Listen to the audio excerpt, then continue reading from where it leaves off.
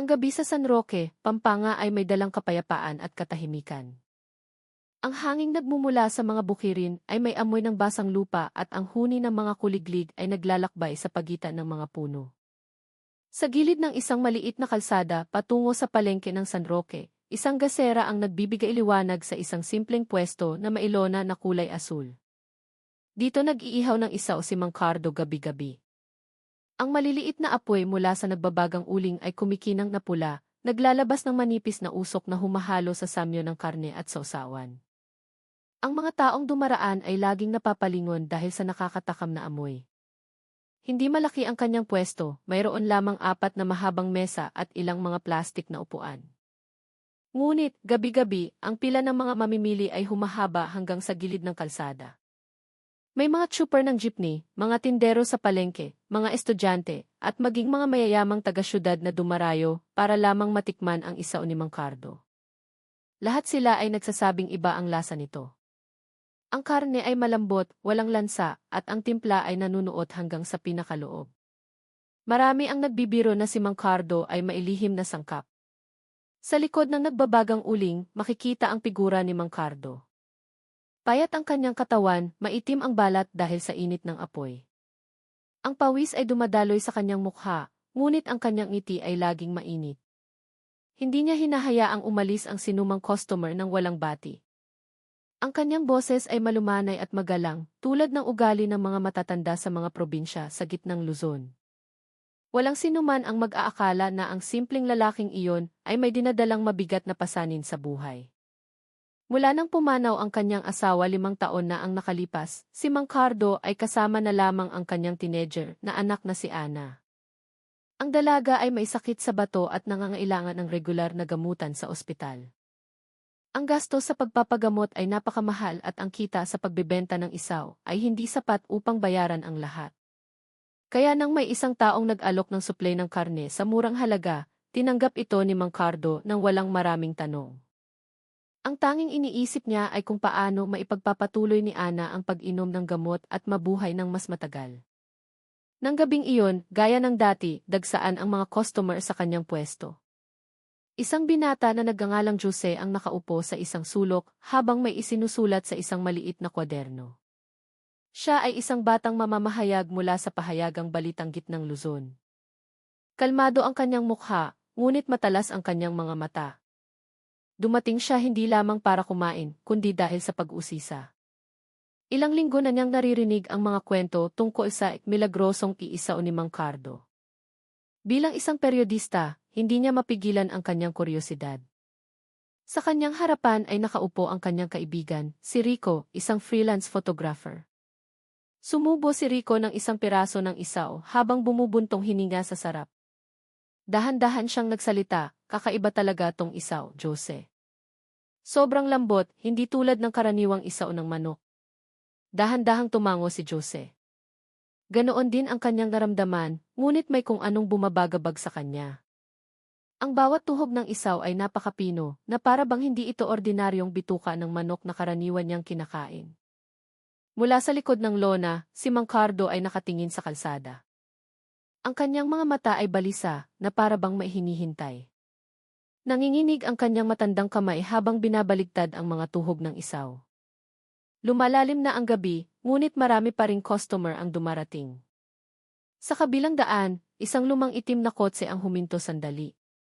Ang mga ilaw nito ay sumindi at pagkatapos ay namatay. Walang bumaba mula sa sasakyan. Yumuko si Mang Cardo sa katahimikan. Ang kanyang mukha ay maputla sa ilalim ng liwanag ng apoy. Pinagmasdan ito ni Jose ng maigi. Nagsulat siya ng isang maikling tala sa kanyang kwaderno, pinagmulan ng karne, hindi malinaw. May misteryosong itim na kotse. Ang ilang tao sa pwesto ay masayang nagtatawanan. Isang ginang na nasa katanghaliang gulang ang nakaupo habang hinihintay na mabalot ang kanyang order. Ang ginang ay si Aling Nena. Kakauwi lang niya mula sa palengke at gusto niyang mag-uwi ng isaw para sa kanyang anak na si Marco, isang estudyanteng nag-i-intern sa lungsod. Siguradong matutuwa si Marco kapag nakakain siya ng isaw ngayong gabi, sabi niya sa malumanay na boses. Pilit na humiti si Mang Cardo, tinatago ang pait. Kilala niya si Marco. Ang binata ay madalas dumaan sa kanyang pwesto. Mabait at magalang itong bata. Sa kanyang puso, ipinagdasal niyang sana ay maging ligtas ang lahat sa gabing iyon. Nang malapit ng maghating gabi, umalis na ang huling customer. Si Jose at Rico ay nanatili sa isang mesa sa likuran. Nagkunwari silang nag-uusap habang nagmamasid. Ang itim na kotse na huminto kanina ay naroon pa rin sa kabilang daan. Bumukas sandali ang pinto ng sasakyan. Pagkatapos ay isang matangkad na lalaki ang lumabas at may inilagay malapit sa likurang bahagi ng kusina ng pwesto. Mabilis at tahimik ang kanyang kilos. Pagkatapos nito, umalis ang sasakyan ng walang ingay. Nagkatinginan sina Jose at Rico na may pagtataka. Napalunok na lang si Rico at yumuko. Agad na isinara ni Mang Cardo ang kanyang pwesto. Nagmamadali niyang ibinaba ang lona, nilinis ang uling, at dinala ang malaking sako sa isang maliit na silid sa likuran. Mula sa siwang ng dingding nayari sa tabla, nasulyapan ni Jose ang mukha ng matanda. May mga luhang tumutulo sa kanyang mga pisngi. Tumingin siya sa langit sandali at bumulong ng mahina. Panginoon, patawarin niyo po ako. Pagkatapos noon, isinara niya ang pinto ng kusina at pinatay ang ilaw. Dumaan ang marahang hangin ng gabi sa San Roque. Ang huni ng mga tandang mula sa malayo ay nagbabadya ng pagdating ng bagong araw.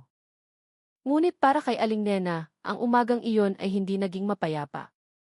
Sa kanyang kusina, ang kalan na dekahoy ay maisindi pa, ngunit ang kanin sa kaldero ay malamig na. Nakaupo siya habang nakatingin sa walang laman na hapagkainan. Karaniwan, si Marco ay nakaupo na roon, nakangiti habang umiinom ng mainit na tsaa bago umalis. Ngunit sa pagkakataong ito, ang kanyang upuan ay nanatiling walang laman. Kagabi, nagpadala ng text si Marco. Sabi niya ay kakain muna siya ng isa o sa pwesto ni Mang Cardo bago umuwi. Pagkatapos noon, wala nang balita at ang kanyang cellphone ay hindi na makontak. Sinubukan ni Aling Nena na pakalmahin ang sarili, iniisip na marahil ay nakitulog ang kanyang anak sa isang kaibigan. Ngunit nang tumaas na ang sikat ng araw at hindi pa rin umuuwi si Marco, nagsimula ng mabagabag ang kanyang puso. Lumabas siya ng bahay na nagmamadali, patungo sa palengke kung saan madalas dumaan ang kanyang anak. Sa daan, ang mga kapitbahay ay nakatingin sa kanya na may pag-aalala. Kilala si Aling Nena bilang isang palakaibigan at matatag na biyuda na mag-isang pinalaki ang kanyang anak matapos mamatay ang kanyang asawa sa isang aksidente sa bukid. Alam ng lahat kung gaano kalaki ang kanyang pagmamahal kay Marco. Mula pagkabata, nagsumikap siyang magbenta ng gulay at mag-ipon para makapag-aral ang kanyang anak sa kolehiyo. Ngayon, ang kanyang mukha ay maputla, ang kanyang mga mata ay namamaga sa pag-aalala. Naghanap siya kung saan-saan, nagtanong sa mga nagtitinda ng prutas, sa mga trooper ng tricycle, at maging sa isawan ni Mang Cardo. Nang makarating siya sa pwesto, ang asul na lona ay nakasara pa. Hindi pa nagbubukas si Mang Cardo. Tanging ang mga abo mula sa pag-iihaw kagabi ang nagkalat. Matagal na tumayo si Aling Nena sa harap ng pwesto. Nakaramdam siya ng kakaiba, tulad ng malamig na hangin na gumagapang sa kanyang balat. Isang kapitbahay ang dumaan at bumulong. Kagabi, may nakakita raw ng itim na kotse na matagal huminto dyan. Pero walang nakakakilala kung sino ang sakay. Napalunok si Aling Nena. Lalong sumikip ang kanyang dibdib. Nanginginig ang mga binti, nagtungo siya sa istasyon ng pulis sa plaza ng bayan. Doon, si Inspector Mateo Cruz ay nag-iinspeksyon ng mga ulat. Ang lalaki ay nasa mga 50 anyos. Ang kanyang mukha ay seryoso, ngunit ang kanyang tingin ay malumanay. Nang makita niya si Aling Nena na dumating na may pagpapanik sa mukha, agad siyang tumayo at pinaupo ito. Nanginginig ang boses ni Aling Nena habang nagsasalita. Ang anak ko po, sir, si Marco. Kagabi po, kumain siya sa isawan malapit sa palengke, hanggang ngayon hindi pa po umuuwi. Tinitigan siya ni Mateo nang may buong atensyon. Mabilis siyang nagsulat sa libro ng ulat at nagtanong, mayroon po ba kayong natatandaang espesyal na katangian sa kanyang damit o gamit? Mahinang sumagot si Aling Nena. Nakasuot po siya ng abuhing jacket at itim na backpack. Madalas din po siyang may dalang maliit na kamera, sabi niya, para daw po sa kanyang mga gawain sa kolehiyo. Dahan-dahang tumango si Mateo. Sa kanyang isipan, lumitaw ang pag-aalala. Nakarinig na siya ng ilang ulat tungkol sa mga nawawalang tao sa lugar na malapit sa palengke sa loob ng nakaraang 2 buwan. Lahat ay walang bakas, at ang nakapagtataka, karamihan sa kanila ay huling nakita sa paligid ng parehong isawan. Nangako si Mateo na imbestigahan niya ito. Pinakalma niya si Aling Nena sa malumanay na tono. Huminahon po muna kayo, Ginang. Hahanapin po namin siya. Pagkaalis ni Aling Nena, matagal na tumayo si Mateo sa harap ng bintana. Mabigat ang kanyang puso. Ang kasong ito ay nagpaalala sa kanya ng nakaraan. Ilang taon na ang nakalipas, ang kanyang kapatid na lalaki ay nawala rin ng walang balita sa parehong lungsod. Hanggang ngayon, hindi pa ito natatagpuan. Mula noon, ipinangako niya sa sarili na hindi niya hahayaang maranasan ng sinumang pamilya ang pagkawala na tulad ng sa kanya. At ngayon, tila naulit ang kwento. Sa hapon, binisita ni Mateo ang palengke at ang isawa ni Mang Cardo. Dumating siya na nakasibilyan, nagkukunwaring isang customer. Pagsapit ng gabi, nagsimulang magbukas ang pwesto. Kumalat muli ang amoy ng isaw na nag-akit sa mga tao. Si Mang Cardo ay tila karaniwan, nakangiti at palakaibigan. Ang kanyang mga kamay ay maliksi sa pagbabaligtad ng isaw sa ibabaw ng uling. Walang bakas ng takot sa kanyang mukha, ngunit matalas ang mga mata ni Mateo sa pagmamasid. Nakita niya ang bakas ng isang malaking sako sa likod ng lona, maayos na nakatago sa ilalim ng isang mesang kahoy. Paminsan-minsan, sumusulyap si Mang Cardo sa kalsada na tila may hinihintay. Dumating din sina Jose at Rico ng gabing iyon. Gusto nilang magmanman pa matapos makita ang itim na kotse noong nakaraang gabi. Si Jose ay may dalang maliit na kamera na nakatago sa kanyang bag.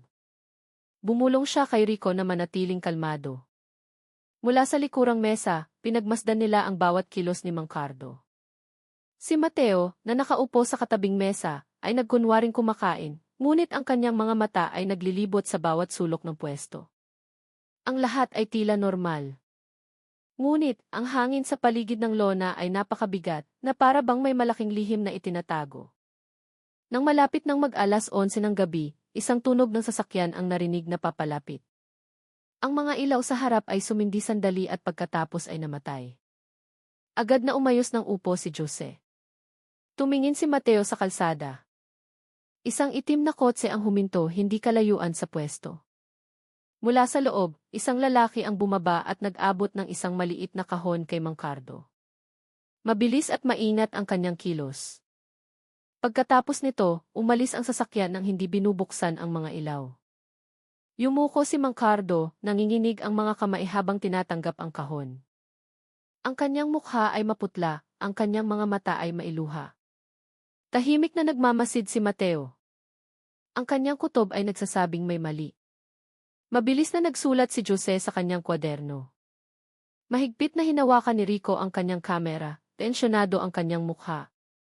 Dahan-dahang tumayo si Mateo, papalapit sa pwesto na para bang magbabayad. Ngunit bago pa siya makapagsalita, isinara na ni Mang Cardo ang lona at pinatay ang apoy.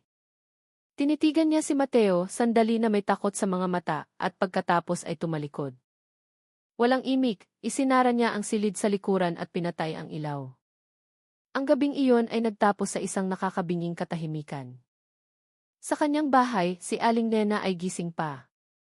Isang maliit na kandila sa mesa ng kusina ang nagbibigay ng mahinang liwanag.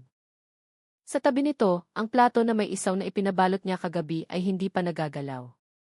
Matagal niya itong tinitigan habang bumubulong. Marco, umuwi ka na, anak. Naghihintay si nanay.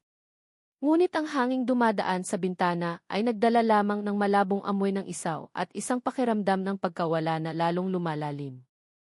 Kinabukasan, ang langit sa San Roque ay madilim. Mababang nakabitin ang kulay abong ulap sa ibabaw ng mga palayan na katatanim lang. Ang hangin ay may dalang amoy ng basang lupa at dahon. Sa pampang ng Ilog Pampanga, ilang residente ang nagtipon. Tinatakpan nila ang kanilang mga ilong dahil sa masangsang na amoy na nagmumula sa gilid ng ilog.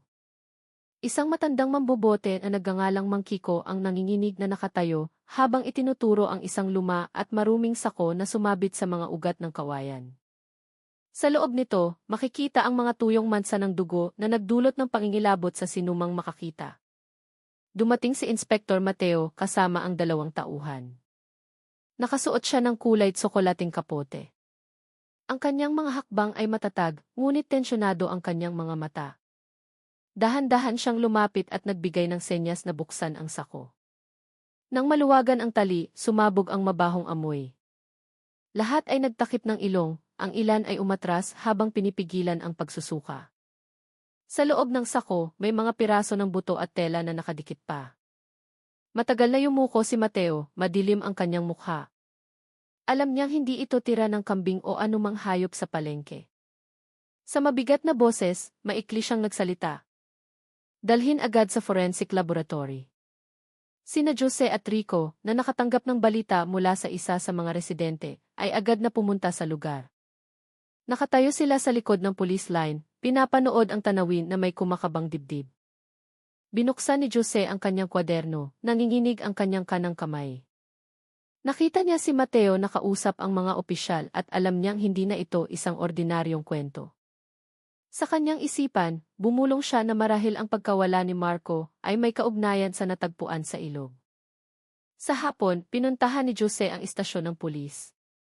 Pinayagan siyang makausap si Mateo na nakaupo sa kanyang opisina.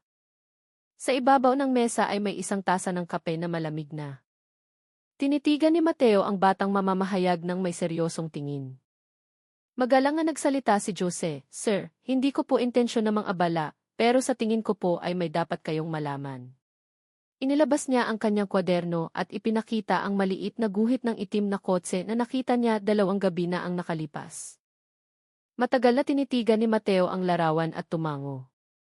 Nakatanggap na rin siya ng katulad na ulat mula sa mga residente malapit sa palengke. Ang parehong sasakyan ay madalas daw makita tuwing hating gabi. Nagsimula silang mag-usap ng maingat. Ikinuwento ni Jose na sa tuwing dumarating ang sasakyang iyon, si Mang Cardo ay tila balisa. Ikinuwento rin niya ang kilos ng matanda na parang may tinatagong takot sa tuwing may nakikitang pulis. Nakinig si Mateo ng mabuti, nakatuon ang kanyang mga mata. Dahan-dahan siyang nagsalita, may mas malaki pa rito kaysa sa isang simpleng isawan. Pero hindi tayo maaaring magbintang ng walang malinaw na ebidensya. Tinitigan niya si Jose ng may buong tiwala. Kung handa kang tumulong, hahanapin natin ang katotohanan ng magkasama. Tumango si Jose ng walang pag-aalinlangan. May naramdaman siyang katapatan kay Mateo. Isang pulis na nananatiling may konsensya sa gitna ng takot ng mga tao sa kapangyarihan. Si Rico, na nakikinig sa labas ng pinto, ay napabuntong hininga na lang. Natatakot siya, ngunit alam niyang hindi titigil ang kanyang kaibigan hanggat hindi niya nahahanap ang sagot. Pagsapit ng gabi, umulan. Ambon lamang. Nagbalik sina Jose at Rico sa paligid ng pwesto ni Mang Cardo. Sa pagkakataong ito, hindi sila kumain, kundi umupo lamang sa kabilang daan sa ilalim ng isang malaking puno ng mangga. Mula roon, nakita nilang muling napuno ng tao ang pwesto. Ang mga tao ay dumarating, nagtatawanan, at nag-enjoy sa isaw nang hindi alam kung ano ang kanilang kinakain. Sa gitna ng karamihan, si Mang Cardo ay mukhang pagod. Nanginginig ang kanyang kamay habang hawak ang mga tuhog ng isaw.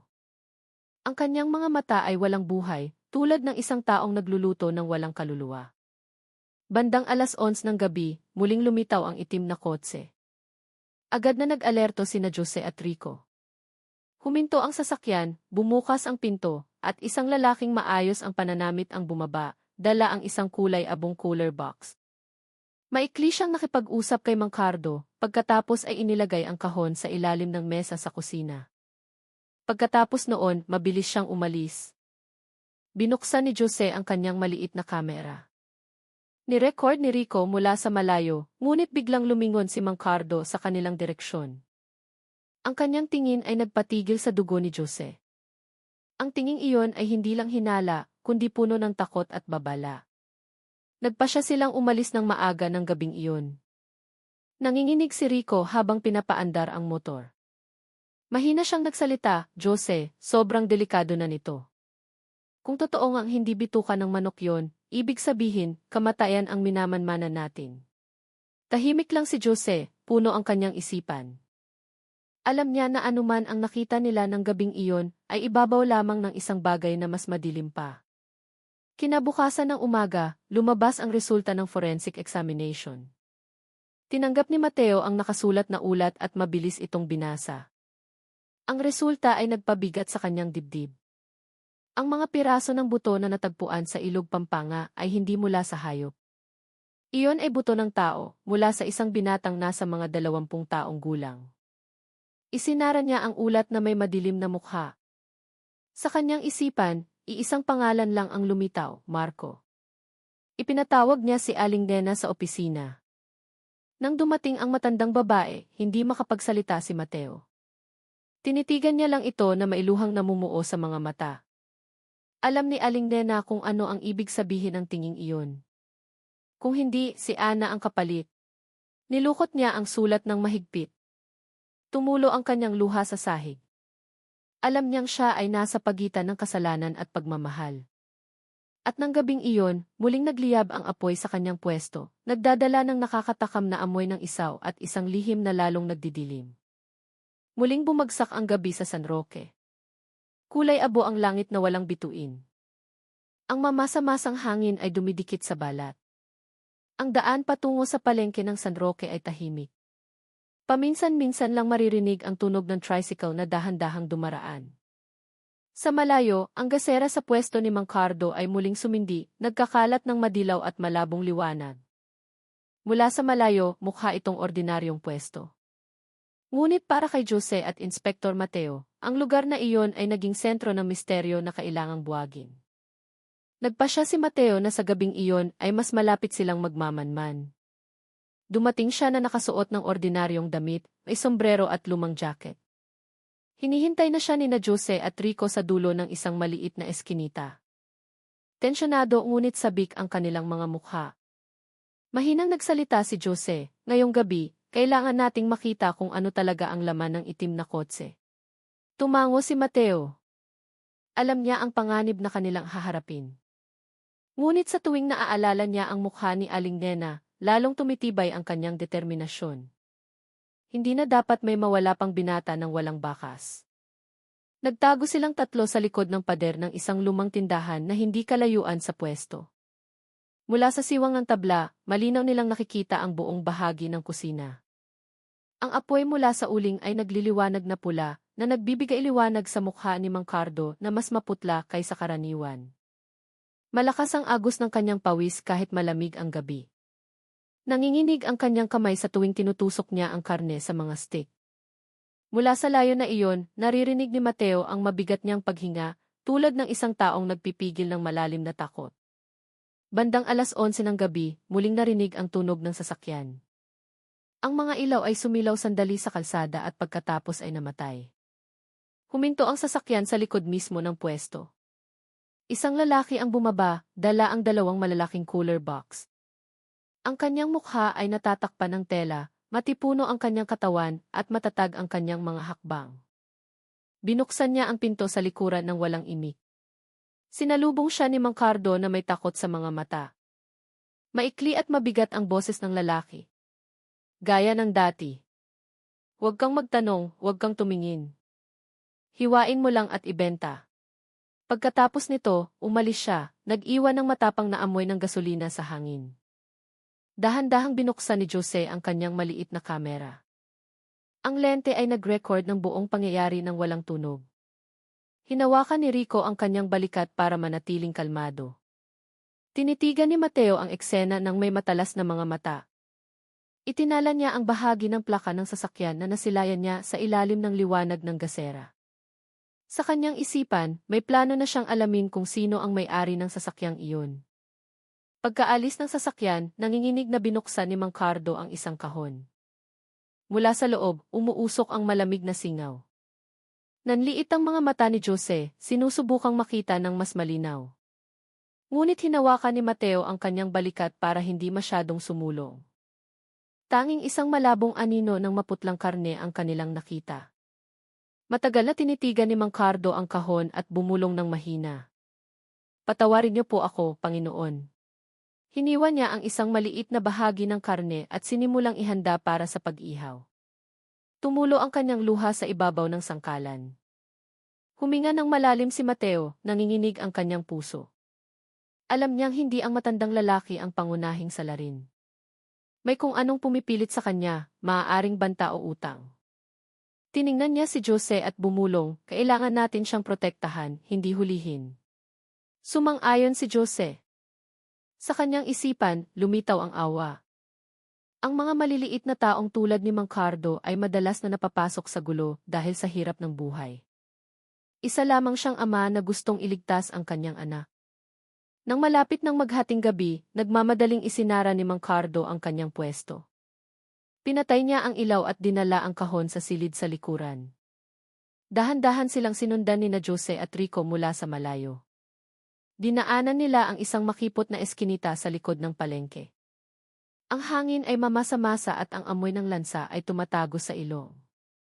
Huminto si Mang Cardo sa harap ng isang maliit na pintong kahoy na mukhang luma. Kumatok siya ng 3 beses. Pagkatapos, may nagbukas mula sa loob. Sandaling nakita ang anino ng 2 binata na nakasuot ng madilim na damit. Ibinigay ni Mang Cardo ang kahon at umalis ng hindi lumilingon. Itinala ni Mateo ang direksyon ng bahay na iyon. Alam niyang kailangan niyang alamin kung sino ang nakatira sa likod ng pintong kahoy na iyon. Ngunit lumalalim na ang gabi at hindi sila maaaring kumilos ng padalos-dalos. Nagbigay siya ng senyas na umatras na sila. Mabilis silang bumalik sa sasakyan. Sa buong biyahe, walang nagsalita. Tanging ang tunog ng mahinang ulan sa bubong ng sasakyan ang kasama ng kanilang mga iniisip. Sa loob ng sasakyan, binuksan ni Mateo ang kanyang mga tala. Ang plaka ng itim na kotse ay nakarehistro sa isang pangalan, E.C. Antonio Reyes. Nanigas siya sa pangalang iyon. Kilala niya ang taong iyon. Si E.C. Reyes ay isang kilalang forensic doctor sa Provincial Hospital ng Pampanga. Isang taong madalas tumulong sa pulisya sa pagsusuri ng mga bangkay. Imposible, bulong niya ng mahina. Ngunit hindi nagsisinungaling ang datos. Tumingin si Jose kay Mateo na may pagtataka, "Sino po siya, sir?" Sumagot si Mateo sa mabigat na boses, "Isang taong iginagalang." Pero kung totoo ngang sangkot siya, hindi na ito simpleng kaso ng isawan. Isa na itong malaking sindikato na gumagamit ng kapangyarihan para pagtakpan ang kasalanan. Matagal na natahimik si Jose. Sa kanyang kalooban, lumago ang takot kasabay ng bagong determinasyon. Napagtanto niyang anuman ang kanilang kinakaharap ay mas mapanganib kaysa sa kanilang inaakala. Samantala, sa kanyang maliit na bahay, nakaupo si Mang Cardo sa tabi ng kama ni Ana. Ang dalaga ay natutulog na may maputlang mukha. Nakakabit ang swero sa kanyang kamay. Sa ibabaw ng isang maliit na mesa, may mga lukot na pera at isang bote ng gamot na halos wala ng laman. Matagal na tinitigan ni Mang Cardo ang kanyang anak at bumulong ng mahina. "Magtiis ka lang, anak. Hahanap si tatay ng paraan." Tumulo ang kanyang luha sa sahig. Alam niyang bawat gabing dumaraan ay nagdaragdag sa kanyang kasalanan, ngunit nagpapahaba rin sa buhay ng kanyang anak. Sa katahimikan ng gabing iyon, ang huni ng mga kuliglig at ang ihip ng hangin ay sumabay sa isang dasal na halos walang pag-asa. Ang umaga sa San Roque ay nababalot pa rin ng hamog. Ang mamasa-masang hangin ay dumadampi sa balat at ang amoy ng basang lupa ay nagmumula sa mga bukirin. Sa likod bahay ng Pampanga Provincial Hospital, ilang kawani ang abala sa paghahanda ng mga sasakyang pangserbisyo. Sa gitna ng mga nakaparadang ambulansya, seryosong nakatayo si Inspektor Mateo. Tinitigan niya ang malaking karatula na may nakasulat na Pampanga Provincial Hospital habang humihinga ng malalim. Ang pangalan ni E.C. Antonio Reyes ay paulit-ulit na tumatakbo sa kanyang isipan. Ang doktor na iyon ay kilala bilang tapat at palakaibigan, madalas tumulong sa pulisya sa pagsusuri ng mga bangkay. Ngunit matapos matuklasan ang plaka ng sasakyan na konektado sa kanya, noong gabing nagmamanman sila, nagsimulang mag-alinlangan si Mateo. Nang umagang iyon, dumating siya ng walang uniporme. Nakasuot siya ng abuhing jacket at may dalang maliit na folder na naglalaman ng datos mula sa kanilang investigasyon. Naghihintay si Jose sa isang sasakyan na nakaparada sa malayo. Si Rico naman ay nasa kabilang panig ng tarangkahan, ay hawak na maliit na kamera. Ayaw nilang magdulot ng hinala. Dahan-dahang naglakad si Mateo patungo sa forensic room sa ibabang palapag. Ang pasilyo ay tahimik at malamig. Tanging ang tunog ng kanyang sapatos na umaalingaw sa mga pader at ang ugong ng isang lumang bentilador ang maririnig. Pagbukas niya ng pinto, sumalubong agad ang amoy ng formalin. Tiningnan niya ang silid na may hindi komportableng pakiramdam. Ang mga malamig na kabinet ay nakahanay sa gilid ng pader. Lahat ay may etiketang pangalan ng mga bangkay. Hindi nagtagal, isang laboratory assistant na nagngangalang Ben ang lumapit. Ang binata ay nasa mga 30 taong gulang. Maputla ang kanyang mukha at mukhang kulang sa tulog. Pilit siyang humiti nang makita si Mateo. Inspektor, ang aga niyo yata, mahina niyang sabi. Manting humiti si Mateo. May kailangan lang akong tingnan, Ben. Nandito ba si EUC? Reyes? Umiling si Ben. Kaalis lang po papuntang Baguio, may seminar daw po, sagot niya. Hindi agad naniwala si Mateo. Naglakad siya papasok, pinagmamasdan ang bawat sulok ng silid. Huminto ang kanyang mga mata sa isang malamig na kabinet sa sulok na may dobleng kandado. Ang etiketa sa harap nito ay may nakasulat na unclaimed samples. Humingi siya ng pahintulot na tingnan ito, ngunit tumanggi si Ben na may kaba sa mukha. Si Yuchi. Reyes lang po ang pwedeng magbukas niyan, sir, nauutal niyang sabi. Nagkunwaring tumango si Mateo, ngunit sa kanyang isipan, lalong lumakas ang kanyang hinala. Naglibot siya at ang kanyang mga mata ay napadako sa isang whiteboard sa mesa. Ang bawat bangkay na pumapasok at lumalabas ay maayos na nakatala. Ngunit may isang bagay na kakaiba. Ilang mga pangalan ang huminto sa sulat kamay na tala ni Isi. Reyes nang walang paliwanag kung saan inilibing. Napalunok si Mateo. Alam niyang may itinatago. Bago umalis, napansin niya ang isang bakal na estante sa sulok. Dito nakasalansan ang ilang maliliit na metal na kahon na may markang P-organ samples. Ang isa sa mga ito ay bahagyang nakabukas. May malansang amoy na lumalabas mula sa makipot na siwang. Dahan-dahan niyang isinara ang estante at lumabas na may bigat sa dibdib. Sa labas ng ospital, nagmamasid si Jose mula sa malayo. Nakita niya ang isang kulay abong sasakyang pangserbisyo na pumasok sa likurang tarangkahan. Ang sasakyan ay kamukha ng nakita nila noong nakaraang gabi. Dalawang lalaking naka-Amerikana ang bumaba, sandaling nakipag-usap sa security guard, at pumasok na may dalang malaking folder. Agad na binuksan ni Jose ang kanyang kamera at kumuha ng ilang larawan mula sa ligtas na distansya. Hindi nagtagal, muling lumabas ang sasakyan at umalis patungong kanluran. Nagpadala si Jose ng text kay Mateo na kakalabas lang mula sa forensic room. Abong sasakyan, direksyong kanluran, 2 tao sa loob, hindi ambulansya, sulat niya. Binasa ni Mateo ang mensahe na may tensyon sa mukha. Nagmadali siyang pumunta sa sasakyan kung saan naghihintay si Rico. Sa kanyang isipan, nagsimulang mabuo ang isang koneksyon. Ospital, cooler at isawan. Lahat ay konektado sa iisang daan, maayos at planado. Samantala, patuloy na sinundan ni Jose ang abong sasakyan hanggang sa isang maliit na industrial zone sa labas ng lungsod. Huminto ang sasakyan sa harap ng isang malaking bodega na mukhang tahimik. Ang tabla sa harap ay may nakasulat na Pampanga Meat Distributors. Mula sa labas, mukha itong isang opisyal na bodega, ngunit napakatahimik ng paligid. Nagtago si Jose sa likod ng mga halaman at nagmasid gamit ang kanyang kamera. Nakita niya ang ilang taong nakaputing uniforme na naglalabas-masok, dala ang mga metal na kahon mula sa bodega. Ilang minuto ang lumipas, dumating sina Mateo at Rico. Nagmanman silang tatlo mula sa likod ng isang lumang truck sa kabilang kalsada. Ang pinto ng bodega ay bahagyang nakabukas, sapat para makita ang aktibidad sa loob. Nakilala ni Mateo ang logo ng ospital na nakadikit sa bawat kahon. Ang parehong logo na nasa forensic room kaninang umaga. Mahinang bumulong si Mateo. Hindi ito nagkataon. Nagpapadala si Reyes ng karne mula sa ospital dito. Tiningnan siya ni Rico na may maputlang mukha. Tapos saan po galing dito, sir? Sa mga karinderya na hindi naubusan ng stock, matigas na sagot ni Mateo. Hindi nagtagal, isang malaking truck ang dumating. Mula sa kabin, bumaba ang isang matangkad na lalaking naka-Amerikana. May dala siyang mga dokumento at nakipag-usap sa tagapamahala ng bodega. Pinalaki ni Jose ang zoom ng kanyang kamera at maingat na kumuha ng litrato. Sa isa sa mga papel, nakasulat ang listahan ng mga padala sa ilang kainan sa San Roque. Ang pangalang nagpatibok ng mabilis sa kanilang mga puso ay nakasulat sa ikatlong pwesto, isawan ni Mang Cardo. Tiningnan ni Jose si Mateo na may tensyon sa mukha.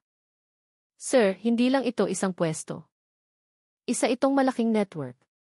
Matagal na tinitigan ni Mateo ang bodega, mabigat ang kanyang paghinga. Napagtanto niyang dulo pa lang ang kanilang nahahawakan. Mahina ngunit matatag siyang nagsalita. Mula ngayong gabi, hindi lang tindero ng isaw ang kaharap natin, kundi mga taong nagbebenta ng buhay ng tao. Nang gabing iyon, ang langit sa San Roque ay madilim. Mababa ang mga itim na ulap. Ang malamig na hangin ay may dalang amoy ng basa mula sa mga bukirin.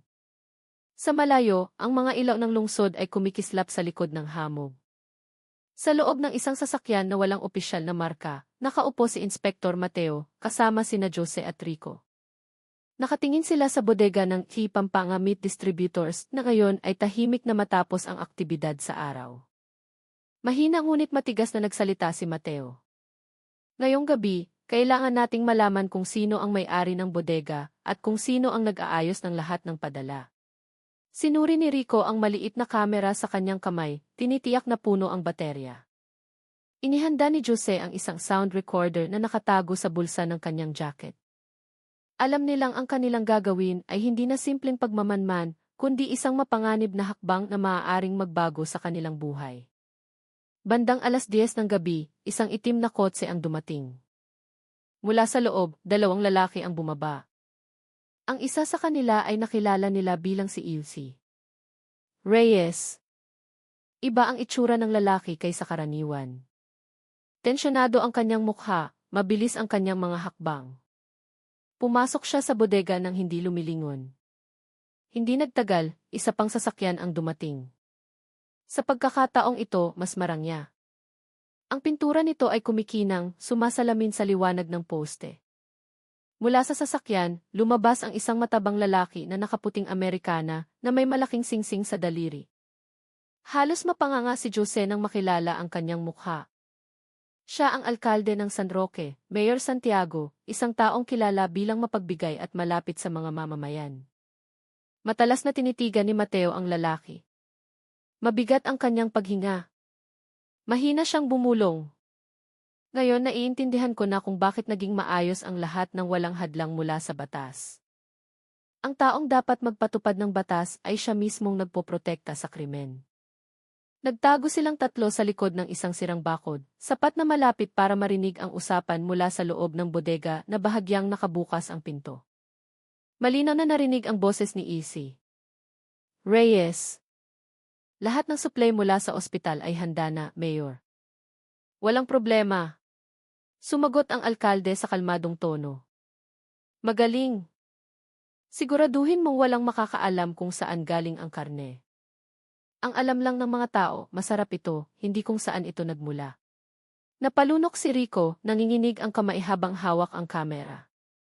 Mabilis siyang kumuha ng ilang litrato. Tiningnan ni Jose si Mateo na may pag-aalala. Nagbigay ng senya si Mateo na manatiling tahimik. Bawat salita mula sa loob ng bodega ay parang suntok sa kanilang dibdib. Pagkaraan ng ilang minuto, lumabas ang 2 lalaki. Nagkamayan sila. Pagkatapos, sumakay muli ang alkalde sa kanyang sasakyan. Bago isara ang pinto, nakita ni Mateo na nag-abot si Ilse Reyes ng isang malaking sobre. Mula sa liwanag ng ilaw, malinaw na nakita ang kulay pula ng pera sa loob. Pagkatapos, dahan-dahang umalis ang sasakyan. Binuksan ni Jose ang recorder at sinuri ang resulta. Malinaw na na-record ang kanilang boses. Tiningnan niya si Mateo na may tensyon sa mukha. Sir, kung talagang lalabas sa publiko ang recording na ito, babagsak silang lahat. Tumango si Mateo ngunit madilim ang kanyang mukha. Alam niyang ang paglaban sa mga makapangyarihan ay hindi kasing dali ng pagkolekta ng ebidensya.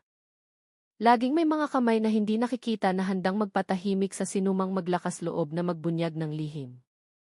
Nang gabing iyon, bumalik sila sa isang maliit na bahay sa labas ng lungsod na ginawa nilang tagpuan. Binuksan ni Rico ang laptop, inilipat ang lahat ng recording at litrato sa isang ligtas na file. Tahimik na nakaupo si Mateo sa isang silya, saglit na ipinikit ang mga mata. Sa kanyang isipan, naisip niya ang mga mukha ng mga nawawalang biktima, pati na rin ang matandang mukha ni Aling Nena na umiiyak sa pagkawala ng kanyang anak. Binasag ni Jose ang katahimikan sa mahinang boses. Sir, kung talagang sangkot ang mga opisyal, kailangan nating mag-ingat. May kapangyarihan sila at pera. Iminulat ni Mateo ang kanyang mga mata. Alam ko. Pero kung tatahimik tayo, magpapatuloy ang krimen na ito. Gabi-gabi may mawawala at araw-araw may mga taong kumakain. Nang hindi alam na kasalanan ang kanilang nilulunok.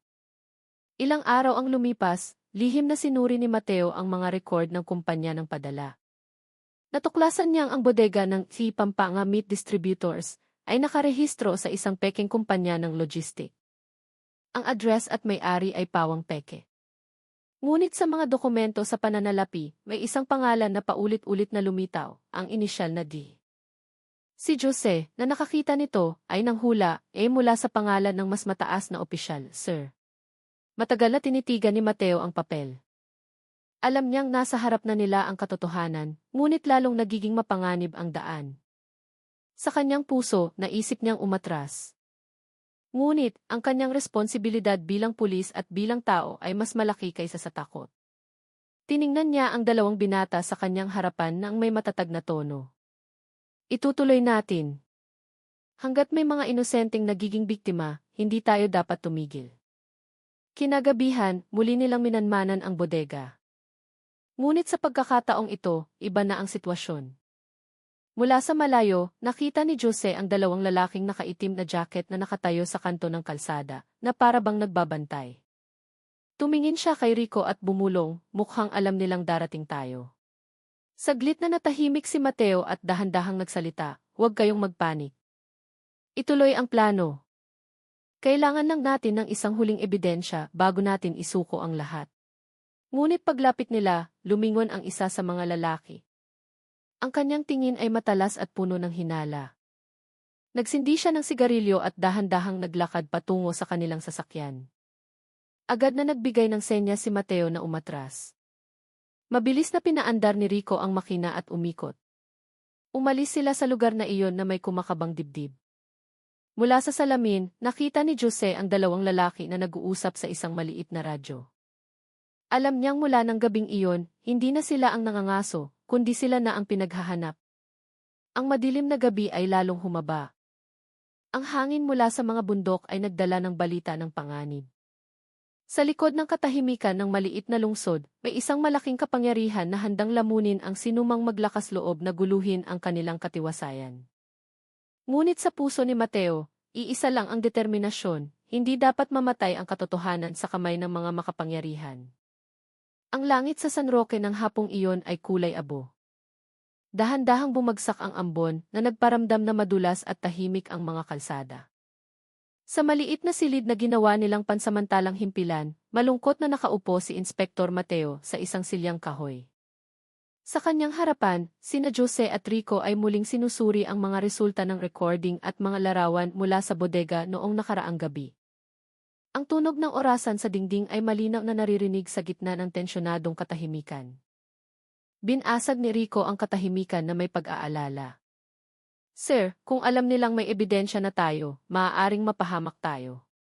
Tumingin si Jose sa screen ng laptop at idinagdag, malinaw na na-record ang boses ng alkalde at ni Izzy Reyes, pero natatakot ako na malaman nilang tayo ang nag-record. Huminga ng malalim si Mateo. Alam niyang may basehan ang takot ng dalawang binata. Iba ang pagharap sa ordinaryong kriminal kaysa sa paglaban sa mga taong may kapangyarihan at pera. Biglang may kumatok sa pinto. Mabilis na lumingon silang tatlo.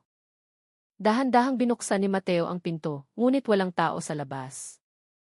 Tanging isang kulay tsokoleteng sobre ang nasa sahig, basa sa ulan. Dahan-dahan niya itong pinulot. Sa loob, may isang piraso lang ng papel na may malaking pulang sulat. Tumigil kayo o mawawala kayo tulad ng iye. Napalunok si Rico. Nanginginig ang kanyang boses. Sir, alam na nila ang lugar na ito. Balisang tumayo si Jose. Kailangan nating lumipat bago maggabi. Mabilis na tumango si Mateo. Alam niyang hindi biro ang banta na ito. Isinara niya ang lahat ng dokumento sa isang folder at pinatay ang ilaw. Mabilis silang umalis sa bahay na iyon na may kumakabang dibdib. Nang gabing iyon, lumipat sila sa isang lumang bahay sa gilid ng ilog, pag-aari ng isang dating kasamahan ni Mateo na pulis din. Ang bahay ay tahimik, napapaligiran ng mga kawayanan.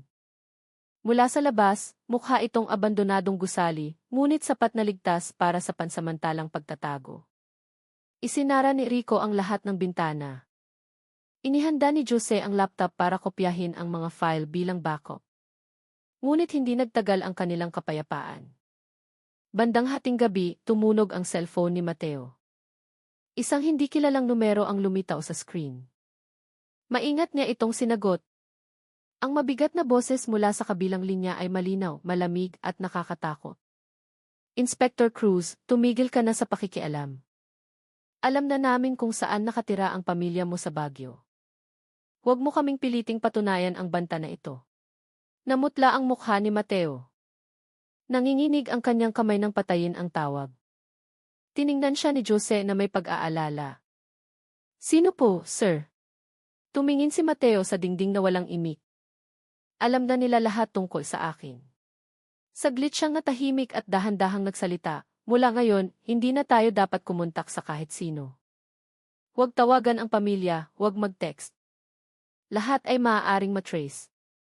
Kinabukasan ng umaga, naging totoo ang banta. Nang lumabas si Jose para bumili ng pagkain, nakita niya ang dalawang lalaking nakaitim na jacket na nakaupo sa isang kapihan malapit sa daan papasok sa bahay. Tila nagmamasid sila sa paligid ng may matalas na tingin. Nagkunwaring walang pakialam si Jose. Ngunit pagbalik niya, bumulong siya kay Mateo. Sir, mukhang binabantayan tayo.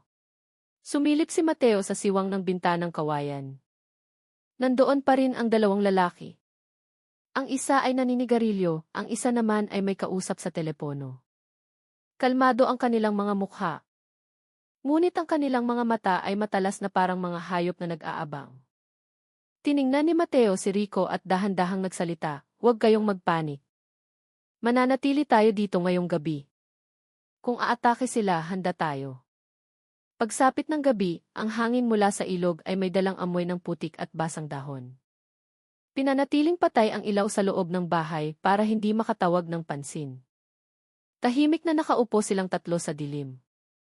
Tanging ang tunog ng patak ng ulan mula sa bubong at ang ihip ng hangin sa mga dahon ang maririnig. Sa labas, ang anino ng dalawang lalaki ay malabong nakikita sa ilalim ng ilaw ng poste. Bandang 2:00 ng madaling araw, isang aso ang malakas na tumahol mula sa hardin. Agad na tumayo si Mateo, nagbigay ng senyas kina Jose at Rico na manatiling tahimik. Biglang nabasag ang salamin ng bintana. Isang maliit na bato ang pumasok, kasama ang isang piraso ng papel na nakatali. Nakasulat dito ng makapal na itim na tinta. Malapit nang maubos deng oras nyo. Nanginginig na pinulot ni Jose ang papel. Sinilip ni Rico ang paligid sa siwang ng pinto, ngunit walang nakita. Tiningnan ni Mateo ang dalawang binata na may determinasyon sa mga mata. Gusto nila tayong takutin, pero ngayon na ang tamang oras para gumanti. Kinabukasan, gumawa sila ng bagong plano. Babalik si Jose sa lungsod para makipagkita sa isang impormante sa opisina ng rehistro ng sasakyan, susubukang alamin ang tunay na pangalan ng may-ari ng kumpanyang logistik na ginagamit ni Reyes. Maghahanda si Rico ng isang lihim na lugar para itago ang lahat ng ebidensya. Samantala, susubukan ni Mateo na kontakin ang isang taong pinagkakatiwalaan pa niya, isang mataas na opisyal na nagngangalang Major Santos sa Baguio. Ngunit bago pa man maisakatuparan ang plano, malakas na tumunog ang telepono sa lumang bahay. Ang boses na narinig nila ay nagpatigil sa kanilang dugo. Ang boses ay pag-aari ng isang taong kilala nila, si Ilfi. Antonio Reyes. Cruz, sabi ng boses, kalmado ngunit matalas. Alam kong mabuti kang tao, pero hindi maililigtas ng mga tapat na tao ang mundong ito. Itikom mo ang bibig mo at hahayaan kitang mabuhay. Biglang naputol ang tawag. Naging tahimik ang silid. Tiningnan ni Rico si Jose na may maputlang mukha. Yumuko si Mateo ng matagal. Sa kanyang puso, isang bagay ang naging malinaw. Ang kanilang laban ay hindi na tungkol sa pagbubunyag ng krimen, kundi tungkol sa pag-iingat sa sariling buhay mula sa kamay ng mga taong walang awa. Sa labas, muling bumuhos ang ulan. Ang hangin ay may dalang basa at lamig na tumatago sa buto. Sa lumang bahay na iyon, 3 tao ang tahimik na nakaupo. Alam nilang mula ng gabing iyon, hindi na magiging pareho ang kanilang buhay. Ang bukang liwayway sa San Roque ay dahan-dahan. Ang hamog ay nakabitin pa rin sa mga palayan at ang huni ng mga ibon mula sa ilog ay malabong naririnig. Sa lumang bahay malapit sa ilog, 3 tao ang gising pa mula pa noong nakaraang gabi. Ang kanilang mga mata ay namamaga, ang kanilang mga mukha ay tensyonado at walang ngiti. Ang sunod-sunod na banta ay hindi sila pinatulog. Ngunit, ang determinasyon na hanapin ang katotohanan ay nag-aalab pa rin sa kanilang mga puso. Binuksan ni Mateo ang isang maliit na mapa sa mesa. Itinuro niya ang ruta ng padala mula sa ospital patungo sa bodega, at pagkatapos ay sa ilang mga pwesto sa lungsod. Tinitigan ito ni Jose ng mabuti, habang si Rico ay nagsusulat sa isang kwaderno. Ang plano sa araw na iyon ay simple ngunit mapanganib. Babalik si Jose sa lungsod para maghanap ng ebidensya sa opisina ng rehistro ng sasakyan. Makikipagkita si Rico sa isang impormante, isa sa mga dating trooper ng padala ng karne. Samantala, lihim na pupunta si Mateo sa Baguio para makipagkita kay Major Santos, ang huling taong pinagkakatiwalaan pa niya. Magalang siyang humingi ng pahintulot na tingnan ang datos ng mga sasakyang pangserbisyo na ginagamit ng ospital. Ang opisyal doon, isang batang babae na nagngangalang Lisa, ay tumanggi noong una. Ngunit matapos magsalita si Jose ng malumanay at magpakita ng peking sulat ng misyon, pumayag si Lisa. Sinuri niya ang datos sa computer at bumulong. May ilang sasakyan na nakarehistro sa ospital, pero isa sa kanila ay kakaiba. Madalas palitan ang plaka at ang pirma sa pagpapatibay ay gumagamit ng pangalang hindi kilala, di. Mabilis na nagsulat si Jose at nagpasalamat. Tiningnan niya si Lisa na tila kinakabahan. Bago umalis, bumulong muli ang babae. Ingat ka, kuya. May mga taong madalas dumating dito para alamin kung sino ang nagtatanong tungkol sa mga sasakyang iyon. Samantala, nakipagkita si Rico sa isang lalaking nagngangalang Tonyo, isang trooper na dating nagtrabaho sa bodega ng Pampanga Meat Distributors. Nagkita sila sa isang maliit na karinderya malapit sa riles ng tren. Takot na takot si Tonyo. Tumingin siya sa kaliwat kanan bago magsalita. Sinabi niyang gabi-gabi silang naghahatid ng mga metal na kahon mula sa ospital patungo sa bodega at sa ilang mga pwesto. Ngunit ang pinaka-nakakatakot, anya, ay hindi kailanman dapat buksan ang laman ng mga kahon. Minsan, nasilip niya ang laman sa isang siwang at mula noon ay hindi na siya makatulog. Nakinig si Rico na may maputlang mukha. Nagtanong siya, sino ang nag-uutos ng lahat ng iyon? Mahinang sumagot si Tonyo, isang pangalan lang ang alam ko, si Evie Reyes, pero may mas mataas pa sa kanya, isang taong may malaking kapangyarihan. Pagkatapos noon, nagmamadaling tumayo si Tonyo, iniwan ang bayad sa mesa, at umalis nang hindi lumilingon. Sa hapon, nakarating si Mateo sa Baguio. Naghintay siya sa isang maliit na kapihan malapit sa istasyon, nakatingin sa labas ng bintana habang humihigop ng kape. Hindi nagtagal, dumating si Major Santos na nakasuot ng simpleng damit. Mahigpit silang nagkamayan. Mahinang nagtanong si Santos, ano ang dala mo ngayon, Mateo? Binuksan ni Mateo ang folder at ipinakita ang mga larawan at tala na kanilang nakalap. Naging tensyonado ang mukha ni Santos nang makita ang mga pangalang nakasulat. Alam mo ba, sabi ni Santos, hindi na ito usapin ng isang maliit na lungsod. Sangkot dito ang mga opisyal sa antas ng rehiyon. May mga kamay sila kahit saan. Maaari mong mawala ang lahat. Matagal na tinitigan ni Mateo ang kanyang kaibigan. Marami na akong nawala, pare. Gusto ko lang na mabuhay ang katotohanan. Natahimik si Santos at huminga ng malalim. Nangako siyang itatago niya ang kopya ng mga dokumento sa isang ligtas na lugar at susubukang kontakin ang mga mapagkakatiwalaan sa pambansang tanggapan. Nang gabing iyon, bumalik si Mateo sa Pampanga. Malakas ang buhos ng ulan. Madulas ang mga kalsada. Maingat siyang nagmaneho. Ngunit pagdating sa isang kurbada malapit sa isang maliit na kakahuyan, biglang may isang sasakyan na lumitaw mula sa kabilang direksyon. Nakakasilaw ang mga ilaw nito. Kinabig ni Mateo ang manibela. Dumulas ang kanyang sasakyan at nahulog sa isang kanal. Mabuti na lang at buhay siya, mayroon lamang siyang maliit na sugat sa balikat. Paglabas niya ng sasakyan, nakita niya ang sasakyang bumangga sa kanya na huminto sandali at pagkatapos ay mabilis na umalis. Sa basang kalsada, may natagpuan si Mateo na nagpatigil sa kanyang dugo. Isang upos ng sigarilyo na may parehong tatak ng sigarilyong hinihithit ng dalawang lalaking nakaitim na jacket na nagmamanman sa kanila. Samantala, sa lumang bahay, nag-aalalang naghihintay sina Jose at Rico. Hindi makontak ang telepono at lumalalim na ang gabi. Biglang may kumatok sa likurang pinto. Tumakbo si Jose para buksan ito, iniisip na si Mateo na ang dumating.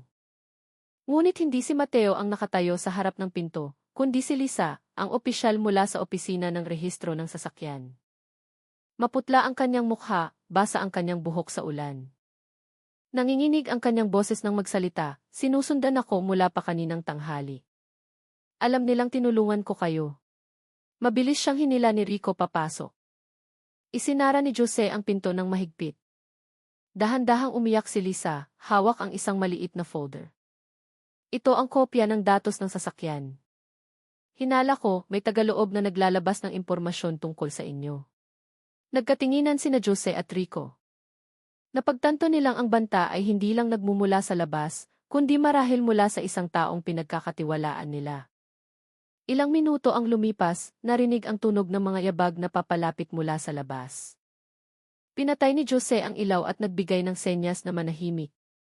Ngunit mula sa harap, isang malumanay na boses ang tumawag. Jose, ako to, si Mateo.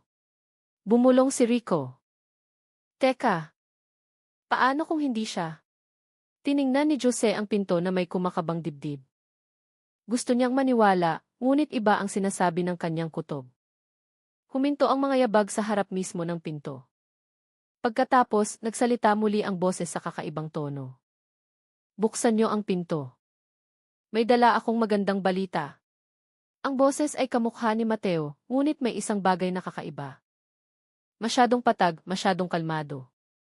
Tiningnan ni Jose sina Rico at Lisa at bumulong, huwag buksan. Sa labas, malakas ang ihip ng hangin. Dahan-dahang umuuga ang pinto na parabang may tumutulak mula sa labas. At nang gabing iyon, sa lumang bahay sa tabi ng ilog, isang bagay ang naging malinaw sa kanila. Ang panganib ay hindi na nasa anino, kundi nakatayo na mismo sa harap ng kanilang pinto. Malakas ang buhos ng ulan sa bubong ng lumang bahay. Tumutulo ang tubig mula sa siwang ng yero at bumabagsak sa sahig na kahoy na nagsisimula ng mabulok. Sa loob, tahimik na nakatayo si Jose habang hawak ang doorknob. Hindi kumukurap ang kanyang mga mata. Ang boses mula sa labas ay malumanay ngunit kakaiba. Jose, buksan mo ang pinto. Ako si Mateo, kaibigan mo. Ang boses ay kalmado ngunit malamig na nagpatindig ng balahibo. Mahinang bumulong si Rico sa likod niya. Huwag mong buksan, hindi ako sigurado kung siya yan. Tinitigan sila ni Lisa na may maputlang mukha, hawak ang maliit na folder na naglalaman ng kopya ng datos ng sasakyan. Sa labas, narinig ang tunog ng mga yabag na dahan-dahang umiikot sa bahay. Paminsan-minsan, may tunog ng nabaling sanga at ang pagaspas ng basang damo. Pinigil ni Jose ang kanyang hininga, mabilis ang tibok ng kanyang puso. Biglang malakas na kumalabog ang pinto sa likuran. Tumakbo si Rico papunta roon ngunit huli na. Bumukas ang pinto at dalawang figura na nakaitim ang pumasok. Ang isa sa kanila ay nagtutok ng maliit na baril. Samantala, ang isa pa ay tumakbo patungo sa mesa kung saan nakalagay ang folder. Sumigaw si Jose. Nagtago si Lisa sa likod ng isang silya. Sa isang iglap, naging magulo ang silid. Sinubukang lumaban ni Rico. Inihagis niya ang isang silya sa sumasalakay at nagtagumpay na patumbahin ito. Ngunit ang isa pa ay mabilis na kumilos at pinalo siya ng puluhan ng baril. Bumagsak si Rico sa sahig. Tumulo ang dugo mula sa kanyang sentido. Tumakbo si Jose para kunin ang folder, ngunit isang magaspang na kamay ang humila sa kanyang kwelyo mula sa likuran. Lumingon siya at sumuntok ng buong lakas. Umatras ng ilang hakbang ang sumasalakay. Sapat na iyon para maihagis ni Jose ang folder kay Lisa. Itago mo yan, bilis. Maliit na sumigaw si Lisa at tumakbo patungo sa kusina. Binuksan niya ang bintana sa likuran at tumalon palabas sa kawayanan. Kahit malakas ang buhos ng ulan, hinabol siya ng dalawang sumasalakay. Ngunit hinarang sila ni Jose. Sumigaw siya ng malakas. Habulin niyo ako. Hindi siya. Sinipa siya ng isa hanggang sa matumba. Ngunit nagawa ni Jose na harangan ang pinto ng kusina gamit ang kanyang katawan. Sa dilim at ingay ng ulan, tanging ang tunog ng malakas na kalabog at mga pigil na sigaw ang maririnig. Ilang minuto ang lumipas, naging tahimik ang lahat, tanging ang tunog ng ulan na lang ang natira sa sahig. Sinubukang bumangon ni Rico habang iniinda ang sakit sa ulo. Tinawag niya ang pangalan ni Jose, ngunit walang sagot. Kinalagkad niya ang kanyang katawan patungo sa kusina. Bukas na ang pinto at sa labas ay mayroon lamang mga putik at tubig. Ang mga bakas ng paa na maihalong dugo ay patungo sa kawayanan at nawala sa dilim. Samantala, si Lisa ay tumakbo ng walang direksyon sa gitna ng mga basang kawayan. Hinihingal siya, basang-basa ang kanyang damit. Hawak pa rin niya ang folder na ngayon ay nakabalot na sa plastik. Alam niyang iyon na lang ang kanilang pag-asa. Mula sa malayo, narinig ang tunog ng sasakyan na papalapit. Ang mga ilaw nito ay tumago sa hamog. Nagtago siya sa likod ng isang puno at nakita ang dalawang lalaking naka-Amerikana na bumaba. Ang isa sa kanila ay nakilala niya. Ang mukha ni Ilse Reyes ay malinaw na nakita sa ilalim ng isang itim na payong. Tinakpan ni Lisa ang kanyang bibig para pigilan ang pag-iyak. Alam niyang siya ay pinaghahanap. Hinintay niyang dumaan ang sasakyan at tumakbo muli patungo sa isang maliit na daan papunta sa lumang tulay. Lalong lumakas ang ulan. Patalon-talon ang kanyang mga hakbang. Sa gitna ng tulay, huminto siya, tinitigan ang malakas na agos ng ilog sa ibaba. Biglang lumitaw muli ang mga ilaw ng sasakyan mula sa likuran. Wala siyang pagpipilian. Inihagis niya ang folder sa mga halaman sa gilid ng ilog at pagkatapos ay tumalon sa malamig at madilim na tubig. Sa kabilang panig ng lungsod, kadarating lang ni Mateo. Basa ang kanyang damit at mukha sa ulan. Kumatok siya sa pinto ng lumang bahay nang may pagpapanik. Jose, Rico, buksan niyo ang pinto. Ako to. Ngunit walang sagot. Itinulak niya ang pinto at pumasok. Ang amoy ng basang lupa na may halong dugo ang sumalubong sa kanya. Sa sahig, nakahandusay si Rico. Agad na tumakbo si Mateo para tulungan siya. Dahan-dahang iminulat ni Rico ang kanyang mga mata at bumulong. Dumating sila. Kinuha nila si Jose. Dinala ni Lisa ang ebidensya papuntang ilog. Tumayo si Mateo at nagmamadaling lumabas. Ang hangin ng gabi ay tumatago sa balat. Tumakbo siya patungo sa ilog, dumaan sa maputik na daan. Mula sa malayo, ang mga ilaw ng sasakyan ay nakikitang sumasalamin sa tubig. Nagtago siya sa likod ng isang malaking bato. Nakita niya ang dalawang lalaki na hinihila ang isang tao mula sa basang lupa. Mahina ang itsura ni Jose, punit ang kanyang damit, tumutulo ang dugo mula sa kanyang sentido. Mahigpit na hinawakan ni Mateo ang kanyang baril. Gusto niyang bumaril, ngunit masyadong malayo at madilim. Pinukpok ng isang lalaki si Jose hanggang sa mawalan ito ng malay at ipinasok sa sasakyan. Umandar ang makina, mabilis na umalis ang sasakyan. Hinabol ni Mateo, ngunit hindi nagtagumpay. Tanging putik at tunog ng ulan na lang ang natira. Tumingin siya sa ilog. Sa gitna ng mga halaman, may isang bagay na kumikislap. Lumapit siya at natagpuan ang isang plastic na folder na kalahating nakalubog sa tubig. Nanginginig niyang hinila ito palabas. Sa loob, ang datos ng sasakyan at mga larawan ay buo pa rin kahit basa. Matagal niyang tinitigan ang bagay na iyon at tumingin sa kalsada kung saan umalis ang sasakyan. Sa kanyang puso, iisa lang ang pangako. Buhay pa si Jose, at anuman ang mangyari, kailangang mailigtas ang katotohanan ito. Samantala, sa ibang lugar, huminto ang sasakyang may dala kay Jose sa harap ng isang lumang gusali na may kupas na karatula, Muntinlupa Asylum. May mga ilaw sa loob. Isang lalaking nakaputing Amerikana ang naghihintay sa pinto. Si Ilchi Reyes ay ngumiti ng manipis. Dalhin niyo siya sa ibaba. Ngayong gabi, oras na para maglinis. Ang langit sa Muntinlupa ay kulay abo. Kakatila lang ng ulan, nag-iwan ng manipis na hamog na nakabitin sa paligid ng lumang gusali ng asilum.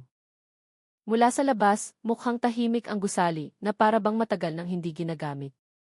Ang pintura sa mga pader ay natutuklap, ang mga bintana ay bahagyang natatakpan ng alikabok at lumot. Ngunit sa ilalim nito, isang ibang buhay ang nagaganap, may tunog ng bakal na nagkikiskisan at mga mabibigat na yabag. Dahan-dahang nagkamalay si Jose. Masakit ang kanyang ulo, ang kanyang mga kamay ay nakatali ng magaspang na lubid. Nakahiga siya sa malamig na sahig na may amoy ng kalawang at gamot. Madilim ang silid, tanging isang mahinang ilaw ang nagbibigay liwanag mula sa itaas. Sa pader, nakita niya ang mga tuyong mansa ng dugo na nagdulot sa kanya ng pagduduwal. Ilang metal na kahon ang nakahanay sa gilid. Ang ilan ay sarado, ang ilan ay nakabukas, na nagpapakita ng mga piraso ng tela na may mansa ng dugo. May mga yabag na papalapit. Pumasok ang isang lalaking nakaputing Amerikana, may dalang flashlight. Nakilala ni Jose ang kanyang mukha, si Ilse Reyes. Tiningnan siya ng lalaki na may malamig na ngiti. Sa wakas, nagkita rin tayo. Ang batang mamamahayag na masyadong maraming gustong malaman. Ang kanyang boses ay patag ngunit matalas na parang kutsilyo. Sinubukang bumangon ni Jose, ngunit sinipa siya hanggang sa matumba muli. Hindi mo alam kung gaano kapanganib ang pakikialam sa usapin ng mga malalaking tao, sabi ni Ify Reyes. Hindi ito titigil dahil lang sa maliit mong idealismo. Tiningnan siya ni Jose na may put. Pumapatay ka ng mga inosenteng tao at ibinebenta ang kanilang karne. Sisiguraduhin kong malalaman ng lahat kung sino ka talaga. Mahinang tumawa si Ilse Reyes. Sa tingin mo may pakialam ang mundo?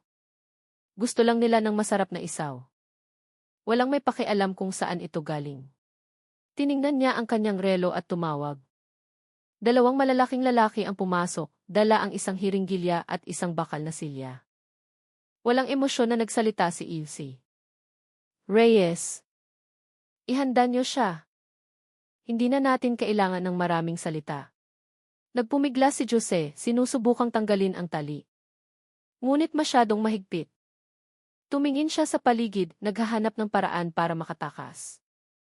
Ngunit ang silid ay may isang pinto lang na bakal at isang maliit na bentilasyon sa itaas. Samantala, sa ibang lugar, nagtatago sina Mateo at Rico sa isang abandonadong bodega, hindi kalayuan sa asilum. Basa at puno ng putik ang kanilang mga katawan. Iniinda pa rin ni Rico ang sakit sa kanyang sentido, ngunit nag-aalab ang kanyang mga mata. Sir, kung totoo ngang dinala si Jose dito, hindi tayo maaaring maghintay.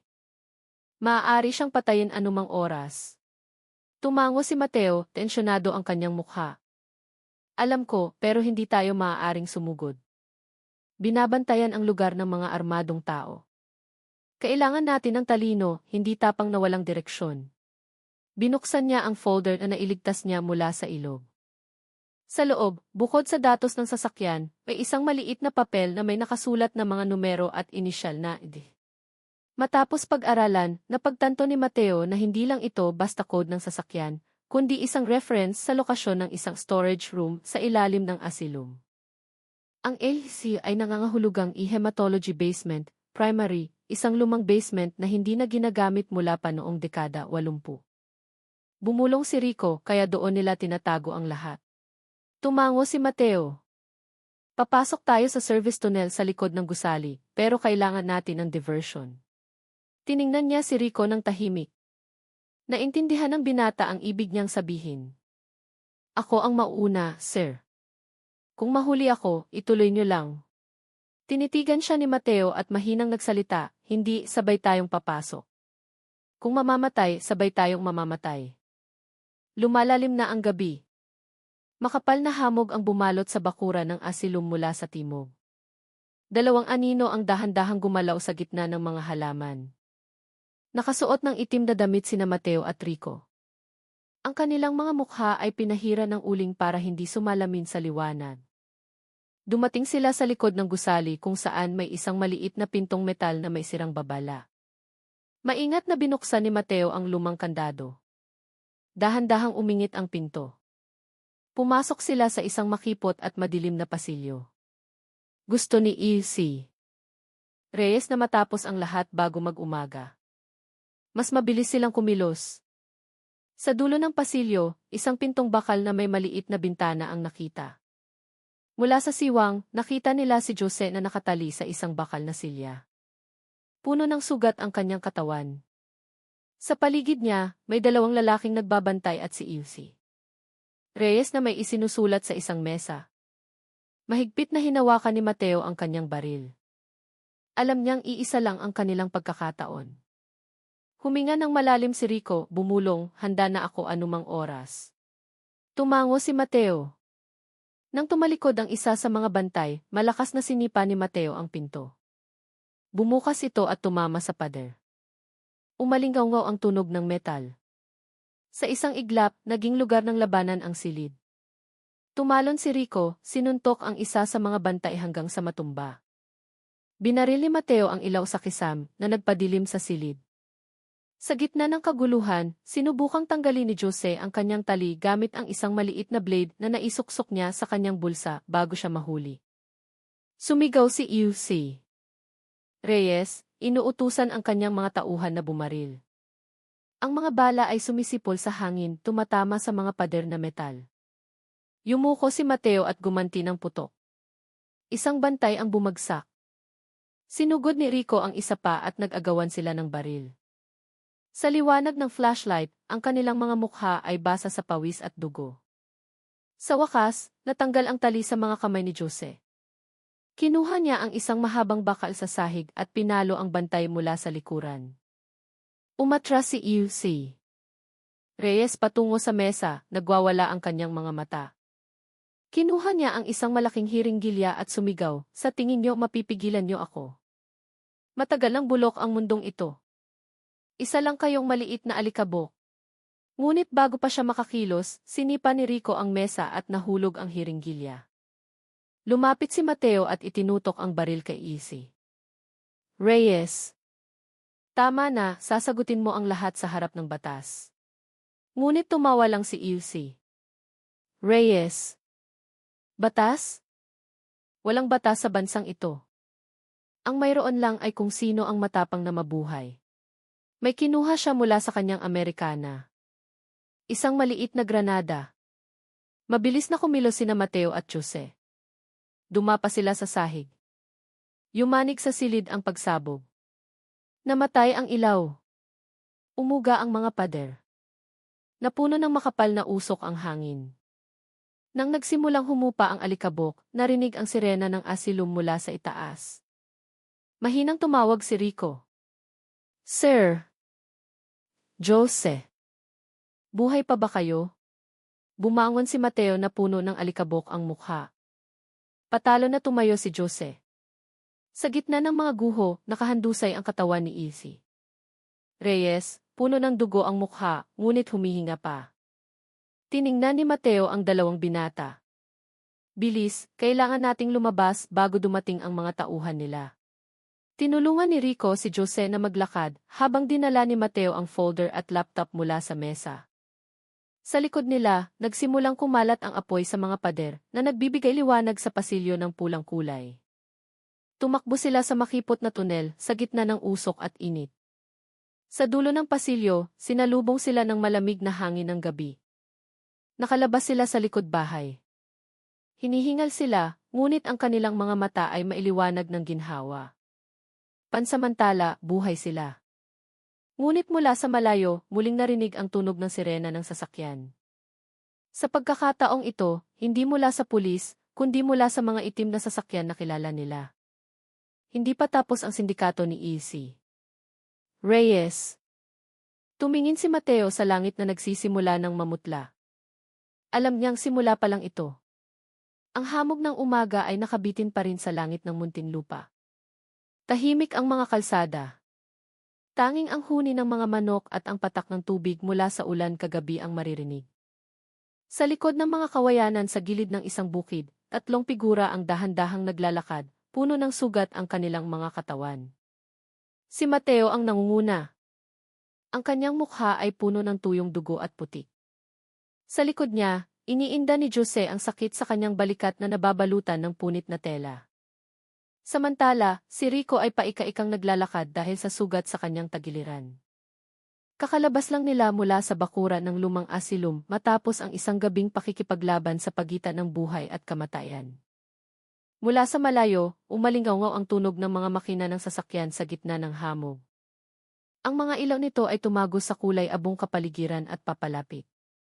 Nagbigay ng senya si Mateo na yumuko sila. 3 itim na sasakyan ang mabilis na dumaan patungo sa asilum. Sa harap ng mga sasakyan, nakita ang logo ng kumpanyang logistik na nakita nila sa bodega ilang araw na ang nakalipas. Mahinang bumulong si Mateo na ang sindikato ay nagpapatuloy pa rin. Tiningnan niya ang kanyang 2 kasama ng maiseryosong tingin at sinabing kailangan nilang umalis sa lungsod bago sumikat ng husto ang araw. Naglakad sila sa isang maliit na daan pababa patungo sa labas ng lungsod. Sa magkabilang panig, mga lunti ang palayan ang nakalatag. Alam ni Mateo na may isang ligtas na lugar sa isang baryo sa Tarlac, ang bahay ng isang retiradong opisyal na nagngangalang Kapitan Pablo, na dati niyang kasamahan sa serbisyo. Ang biyahe ay tumagal ng halos 1 oras. Paminsan-minsan, humihinto sila para magtago sa mga nagpapatrolyang itim na sasakyan. Sa gitna ng hamog, ang tunog ng mga makina ay parang ugong na nagbabanta. Nagsimulang mapagod si Jose at halos matumba. Ngunit agad siyang inalalayan ni Rico. Naglakad silang muli sa katahimikan. Tanging ang tunog ng kanilang mga yapak sa maputik na lupa ang maririnig. Sa wakas, nakarating sila sa isang bahay na yari sa kahoy sa gilid ng bukid. Bahagyang nakabukas ang pinto, na parabang alam na ng may-ari kung sino ang darating. Dahan-dahang kumatok si Mateo. Hindi nagtagal, isang matandang lalaki na may puting buhok ang lumabas, may dalang lampara. Nagbago ang kanyang mukha nang makita si Mateo. Mahigpit niya itong niyakap at pinapasok silang 3. Sa loob ng bahay, ang amoy ng kape at sinunog na kahoy ay mainit na sumalubong. Pagod na umupo sina Jose at Rico sa sahig na kawayan. Ikinuwento ni Mateo ang lahat kay Kapitan Pablo, tungkol kay EC. Reyes, sa asilum sa Muntinlupa, at sa madilim na sindikato na nagbebenta ng laman loob ng tao. Dahan-dahang naging seryoso ang mukha ni Kapitan Pablo. Matapos ang mahabang katahimikan, nagsalita siya sa mabigat na boses na hindi na bago ang lahat ng iyon. 20 taon na ang nakalipas, anya, isang katulad na kaso ang nangyari sa isang bayan sa Visayas. Isang doktor ang gumawa ng parehong bagay, ngunit isinara ang kaso ng mga nasa itaas. Ang pangalang lumitaw sa lumang dokumento ay pareho sa kodigo na natagpuan ni Mateo sa datos ng sasakyan, D. Tinitigan siya ni Mateo na may nanlalaking mata at nagtanong, matagal na palang umiiral ang sindikato na ito. Dahan-dahang tumango si Kapitan Pablo. Sinabi niyang ang utak sa likod ng lumang sindikato ay maimpluwensya pa rin hanggang ngayon. Ang taong iyon ay walang iba kundi isang mataas na opisyal sa kagawaran ng kalusugan. Yumuko si Jose, maputla ang kanyang mukha. Mahina siyang nagsalita na ang pagkamatay ni EC. Reyes ay hindi magpapatigil sa sinuman. Huminga ng malalim si Mateo. Alam niyang tama si Jose. Ngunit sa kanyang kamay, mayroon pa siyang isang pag-asa, ang basang folder na nailigtas niya mula sa ilog. Sa loob nito, naroon ang datos ng sasakyan, listahan ng mga tagahatid, at mga record ng pasyente mula sa ospital. Lahat ng iyon ang tanging ebidensya na maaaring magligtas sa katotohanan. Ipinangako niyang hindi na niya hahayaang makuha ito ng sinuman. Biglang narinig ang tunog ng motor mula sa malayo. 2 mabilis na motor ang papalapit sa bahay. Agad na pinatay ni Kapitan Pablo ang lampara at nagbigay ng senyas na manahimik sila. Mula sa siwang ng bintanang kawayan, nakita ang dalawang lalaking nakaitim na jacket na huminto sa harap ng bahay. Isa sa kanila ang bumaba at nagsalita ng may matigas na tono sa isang communication device. Sinabi niyang nakakita sila ng bakas ng dugo sa timog at hinihinalang tumakas ang mga ito patungo sa Tarlac. Pinigil ni Mateo ang kanyang hininga. Hawak ni Rico ang isang maliit na kutsilyo. Hawak ni Jose ang isang malaking bato. Ngunit hindi pumasok ang mga sumasalakay. Matapos mag-usap sandali, pinaandar nila ang kanilang mga motor at umalis patungong silangan. Dahan-dahang nawala ang tunog ng tambutso sa gitna ng hamog. Isinara ni Kapitan Pablo ang bintana at muling umupo. Tiningnan niya sila na may pag-aalala. Sinabi niyang hindi sila maaaring manatili roon ng matagal. Siguradong babalik ang mga taong iyon na may mas maraming kasama. Tumango si Mateo. Alam niyang paubos na ang kanilang oras. Plano niyang dalhin ang ebidensya sa Tagaytay, kung saan may kakilala siyang isang retiradong hukom na mapagkakatiwalaan. Tiningnan siya ni Jose na may bagong sigla at sinabing kung makakarating sa publiko ang balitang ito, maaaring gumuho ang sindikato. Ngunit dahan-dahang umiling si Rico at sinabing walang garantiya na ligtas ang lugar na iyon. Maaaring umabot na rin hanggang doon ang galamay ng sindikato. Tinitigan siya ni Mateo ng tahimik at sumagot ng may kalmadong tono na mas mabuting subukan kaysa sumuko ng walang laban. Bago sila magpahinga, lumabas si Mateo at tinitigan ang mga bukirin na nababalot pa rin ng manipis na hamog. Sa malayo, ang mga ibon ay lumilipad sa ibabaw ng mga puno ng niyog at malabong naririnig ang tunog ng kampana ng baka. Ngunit sa dibdib ni Mateo, lalong lumalakas ang pag-aalala. Alam niyang pansamantala lang ang kapayapaan na ito bago dumating ang susunod na bagyo. Nang mag-umaga, iniabot ni Kapitan Pablo ang isang maliit na sobre kay Mateo. Sa loob nito, may isang lumang sulat mula sa isang kasamahan na nagsaliksik sa kaso sa Visayas. Isang pangalan lang ang nakasulat sa papel, E.C. Elena Ramos, ang pinuno ng medical laboratory sa Iloilo noong 1978. Matagal na tinitigan ni Mateo ang sulat at mahinang nagsalita na kung si E.C. Reyes ay isang alagad lang, ang kanyang tunay na guro ay buhay pa. Ang umaga sa Tagaytay ay nababalot ng malambot na sikat ng araw na sumasalamin sa mga bubong at mga puno sa gilid ng kalsada. Ang tunog ng mga naglalako ay malabong naririnig sa gitna ng ingay ng lungsod.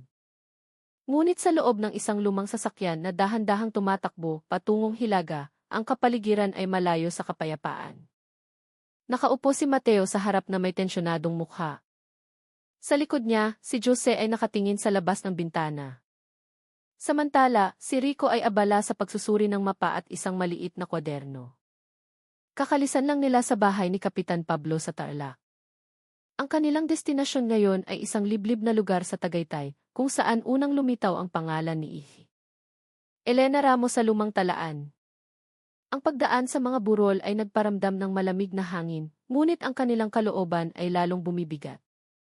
Ang palikulikong daan ay tila nagdadala sa kanila sa isang madilim na nakaraan. Mahinang nagtanong si Jose, buhay pa po kaya si Ihi? Ramos? Sumagot si Mateo na walang tala ng kanyang pagkamatay. Tanging balita lang na nagretiro siya sa mundo ng medisina mga 20 taon na ang nakalipas at nanirahan sa labas ng Maynila. Hawak ni Mateo ang maliit na sobre na ibinigay ni Kapitan Pablo. Nakasulat dito ang isang lumang address sa isang lugar malapit sa Bulkang Taal. Pagkaraan ng ilang oras na biyahe, nakarating sila sa isang tahimik na pamayanan. Ang mga simpleng bahay ay nakatayo sa gitna ng mga puno ng kape at mga hardin ng gulay. Sa dulo ng 100 na lupa, nakatayo ang isang lumang bahay na iari sa kahoy. Ang pintura nito ay kupas na, ngunit ang hardin sa harap ay maayos na may mga bulaklak ng kalatsotsi at ligaw na rosas. Bumaba si Mateo mula sa sasakyan at kumatok sa pinto. Hindi nagtagal, isang babae na nasa mga 60 taong gulang ang lumabas. May puti na ang kanyang buhok, ngunit ang kanyang tingin ay matalas at may otoridad. Tiningnan niya sila na may hinala. Sino kayo? Maikli niyang tanong. Magalang na nagpakilala si Mateo at sinabing dumating sila para magtanong tungkol sa nakaraan sa laboratorio sa Iloilo. Saglit na natahimik ang babae at binuksan ang pinto ng mas malawak. Pumasok kayo, sabi niya sa patag na boses. Sa loob ng bahay, ang amoy ng tsaa at sandalwood ay bumalot sa silid. Sa dingding, nakasabit ang mga lumang larawan, ang ilan ay nagpapakita ng eksena sa ospital kasama ang mga doktor na nakaputing Amerikana. Isa sa mga ito ang nakakuha ng pansin ni Jose. Isang larawan ng isang batang babae na nakatayo sa tabi ni Izzy Reyes. Tinitigan ni Mateo ang larawan at mahinang nagtanong, kayo po ba yan? Matagal na tinitigan ni Izzy Ramos ang larawan at sumagot, ako iyan 25 taon na ang nakalipas noong ako pa ang pinuno ng laboratorio sa Iloilo. Pagkatapos ay tiningnan niya sila isa-isa at kalmadong nagtanong, ano ang alam ninyo tungkol kay Antonio? Sumagot si Jose na may nanginginig na boses. Natuklasan po namin na sangkot siya sa isang sindikato na nagbebenta ng laman loob ng tao. Hindi nagulat si Izzy Ramos. Tumingin lang siya sa kanyang tasa ng tsaa at nagsalita, alam ko na. Naging tahimik ang paligid. Dahan-dahang hinipan ng hangin mula sa bintana ang puting kurtina. Sa wakas, nagsalita muli si Izzy Ramos. 20 taon na ang nakalipas, si Antonio ang pinakamagaling kong estudyante. Nagtrabaho siya sa research laboratory ng human tissues.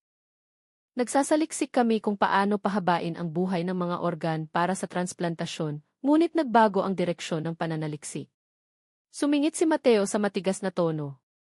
Nagbago ng direksyon? Dahan-dahang tumango si Izzy Ramos. May mga tagalabas na nagpopondo sa amin. Mga maimpluwensyang tao na ayaw magpakilala. Inutusan nila na ang pananaliksik ay hindi lang para sa medisina, kundi para sa isang madilim na negosyo. Ginawa nilang hindi makatao ang mga materyales sa pananaliksik. Tiningnan siya ni Jose na hindi makapaniwala. Ano po ang ibig ninyong sabihin? Na nagsimula ang lahat sa isang pananaliksik. Muling tumango si Izzy Ramos. Ikinuwento niyang ginamit nila ang mga hindi kilalang bangkay mula sa ospital at mga bilanggo na walang pamilya bilang materyales sa eksperimento. Noong una, tumanggi si Izzy Reyes, ngunit kalaunan ay natukso sa pera at pangako ng posisyon. Nagtanong si Rico na may takot sa boses. Kayo po? Kasama po ba kayo sa lahat ng iyon? Tiningnan siya ni Izzy Ramos na mailuha sa mga mata, nanginginig ang kanyang boses. Kasama ako, pero hindi ko alam kung gaano kalayo ang kanilang mararating. Nang malaman kong naging negosyo ng pagbebenta ng laman loob ng tao ang sindikato, umatras ako at nagtago dito. Huminto siya sandali at nagpatuloy sa mahinang boses. Habang buhay kong pagsisisihan. Maraming buhay ang nawala dahil sa aming pagkakamali. Matagal na yumuko si Mateo. Naintindihan niyang ang babae sa kanyang harapan ay hindi kaaway, kundi isang buhay na saksi. Mahina siyang nagsalita, gusto po naming itigil ang lahat ng ito, ma'am. Gusto naming dalhin ang ebidensya sa Maynila para mabunyag ang sindikato. Huminga ng malalim si Izzy Ramos. Naglakad siya patungo sa isang lumang kabinet sa sulok, binuksan ang ilalim na drawer at kinuha ang isang maalikabok na folder. Ibinigay niya ito kay Mateo. Sa loob, may mga lumang tala ng pananaliksik, listahan ng mga pangalan ng pasyente, at isang kontrata na pirmado ng isang mataas na opisyal ng kagawaran ng kalusugan. Ang parehong pangalan ay paulit-ulit na lumitaw sa dokumento, Hilario Bagas Pineda. Binasa ni Mateo na may matigas na mukha. Alam niyang ang inisyal na GC na lumitaw sa bawat dokumento ay malinaw na ngayon ang kahulugan. Ang taong nagpoprotekta sa sindikato sa loob ng maraming taon ay isang opisyal na nakaupo sa pinakamataas na posisyon. Tiningnan sila ni Izzy Ramos na may luhang namumuo sa mga mata. Kailangan niyo nang umalis ngayon, mahina niyang sabi. Kung malaman nilang nakipagkita kayo sa akin, darating sila dito. Tumayo si Mateo at yumuko ng may paggalang. Salamat po, ma'am. Tiningnan ni Jose si Izzy Ramos na may awa. Sinabi niya, hindi na po kayo nag-iisa. Munting humiti si Izzy Ramos. Sumagot siya sa mahinang boses. Minsan, ang pagsisisi ang pinakamahabang parusa. Umalis sila sa bahay na iyon habang papalubog na ang araw sa likod ng Bulkang Taal. Ang kulay kahel na liwanag ay nagbigay ilaw sa daan at mga puno. Sa malayo, malumanay na narinig ang tawag sa pagdarasal. Mahigpit na hinawakan ni Mateo ang folder. Alam niyang hindi pa tapos ang kanilang paglalakbay. Sa unahan, may mas malaking kalaban at ang katotohanang dala nila ay maaaring maging dahilan ng kanilang kamatayan. Ang langit sa Maynila ay kulay abong madilim. Ang mga ilaw sa kahabaan ng Rojas Boulevard ay sumisindi, sumasalamin sa anino ng mga taong naglalakad pa rin kahit gabi na. Sa gitna ng karamihan, mabilis na naglakad sina Mateo, Jose, at Rico na may tensyon sa kanilang mga mukha. Hawak ni Mateo ang folder na naglalaman ng mga dokumentong ibinigay ni Izzy Ramos. Kakalisan lang nila sa bahay ng babae, ilang oras na ang nakalipas at ngayon ay patungo sila sa opisina ng isang mamamahayag na kilala ni Mateo, isang lalaking nagngangalang Miguel na nagtatrabaho sa isang pambansang pahayagan. Si Jose ay nasa likuran, palingalinga.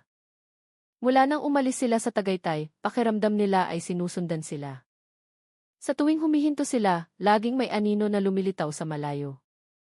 Bumulong si Rico na marahil ay natunton na sila ng mga tauhan ni Izzy. Hindi sumagot si Mateo, pinabilis lang niya ang kanilang mga hakbang.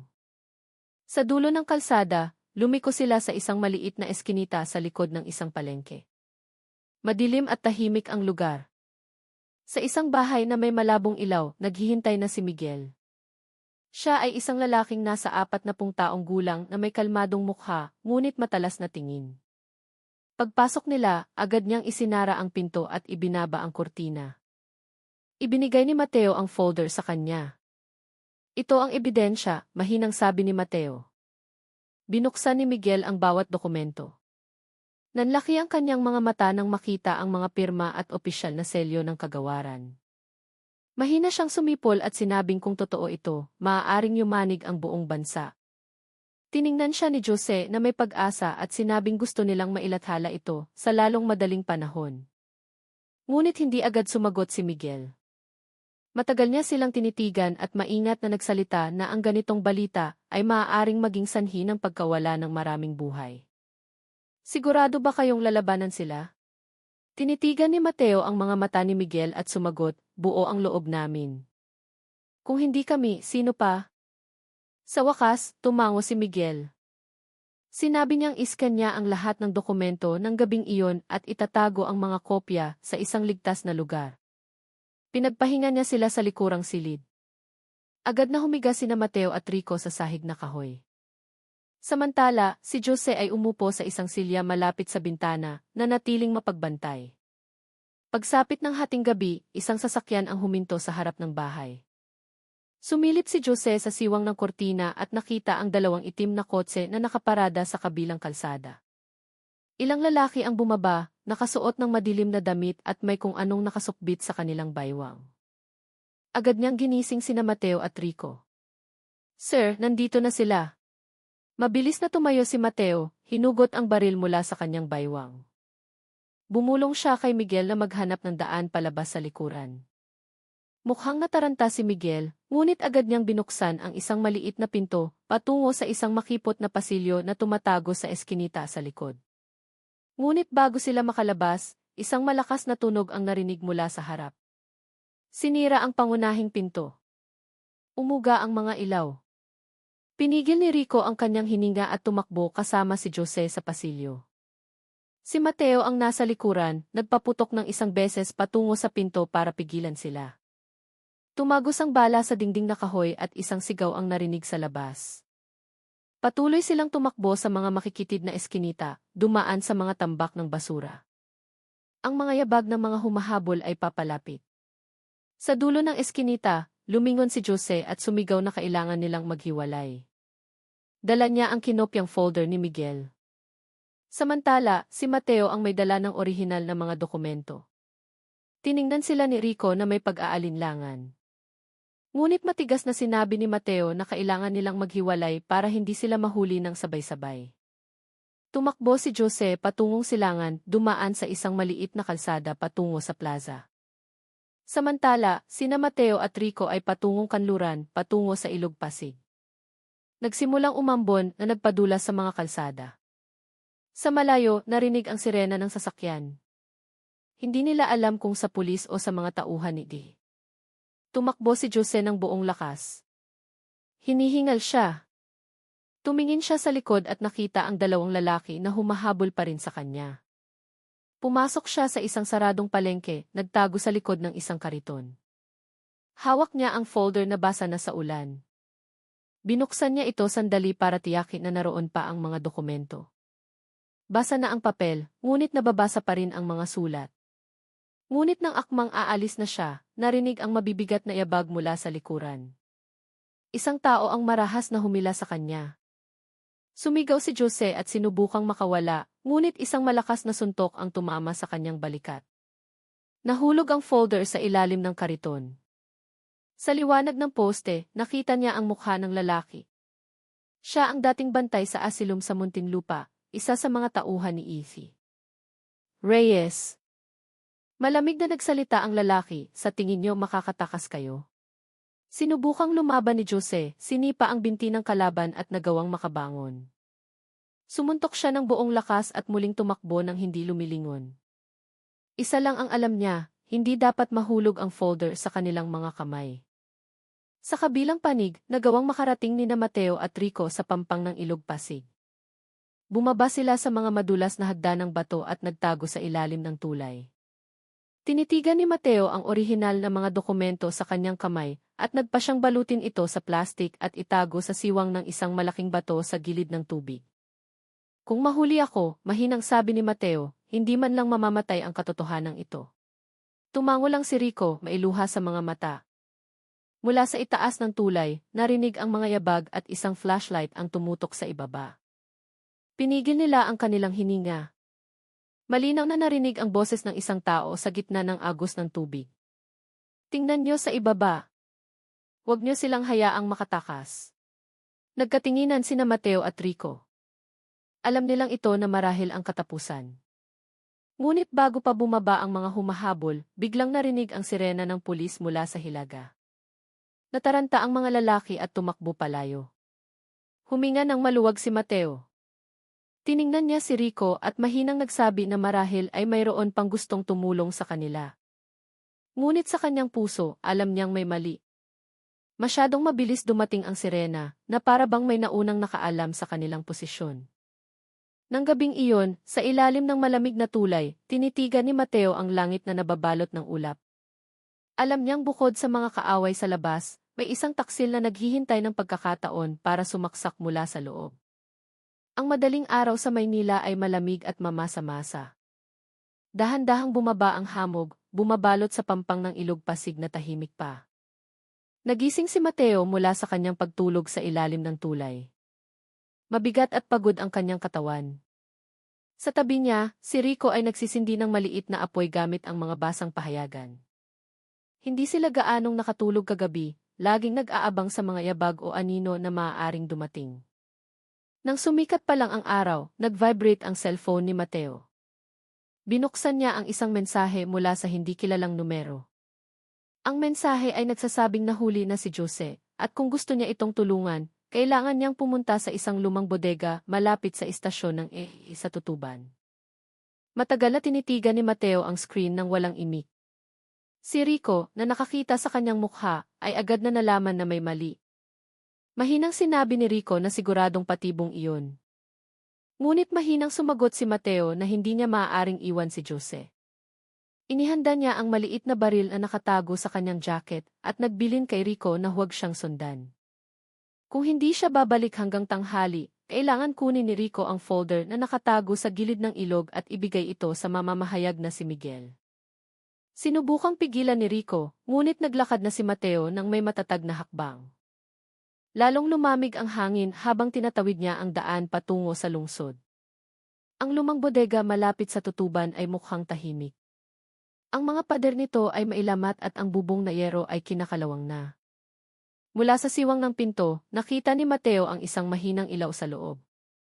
Dahan-dahan siyang pumasok, hawak ang baril.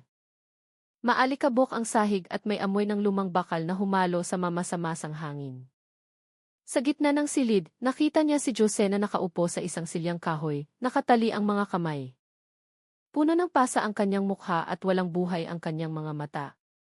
Ngunit ang pinakagulat ni Mateo ay ang taong nakatayo sa tabi ni Jose. Ang taong iyon ay walang iba kundi si David Garcia, ang dati nilang kasamahan sa pulisya na tumulong sa investigasyon sa Pampanga. Halos hindi makapaniwala si Mateo. Mahina niyang tinawag ang pangalan ni David. Lumingon si David at ngumiti ng malamig. Sinabi niyang sa wakas ay dumating na rin si Mateo. Kalmadong nagsalita si David na para bang matagal na siyang naghihintay. Sinabi niyang matagal na siyang nagtatrabaho para sa pinakamakapangyarihang tao sa likod ng lahat ng ito, si Hilario Bagas Pineda. Matalas siyang tiningnan ni Mateo at sinabing ipinagbili ni David ang maraming buhay para sa pera. Mahinang tumawa si David at sumagot na sa mundong ito, walang tunay na malinis. Sinabi niyang ang mga taong tulad niya ay nagsusumikap lang na mabuhay sa gitna ng mga maninila. Sinubukang magsalita ni Jose, ngunit may busal sa kanyang bibig. Itinaas ni David ang kanyang baril at itinutok sa ulo ni Jose. Inutusan niya si Mateo na ilagay ang kanyang baril sa sahig. Mabigat sa loob, sinunod ni Mateo ang utos. Lumapit si David at sinipa ang baril palayo, sinasabing wala nang maililigtas. Ngunit sinabi ni Mateo na hindi maaaring ibaon ang katotohanan magpakailanman. Sinabi niyang lahat ng ebidensya ay naikalat na sa iba at ang kanyang pagkamatay ay hindi magpapatigil sa anuman. Tiningnan siya ni David na may galit at sinabing ang idealismo ay nagdudulot lang ng maagang kamatayan. Nang simulang kalabitin ni David ang gatilyo, isang ibang putok ang unang narinig. Nayanig ang balikat ni David at natumba siya. Mula sa pinto, lumitaw si Rico, may hawak na baril. Maputla ang kanyang mukha, ngunit ang kanyang mga mata ay puno ng tapang. Sinabi niya huwag nang galawin ni David ang sinuman. Tumakbo si Mateo kay Jose at tinanggal ang kanyang mga tali. Halos himatayin si Jose, hinihingal. Bumulong siyang alam na ng mga tauhan ni Hilario ang lokasyon ng nakatagong folder. Nagulat si Mateo sa narinig. Mula sa labas, narinig ang ugong ng mga sasakyan at mga yabag na papalapit. Sumilip si Rico sa bintana at nakita ang ilang lalaki na bumababa mula sa isang itim na kotse. Mabilis niyang sinabi na napapaligiran na sila.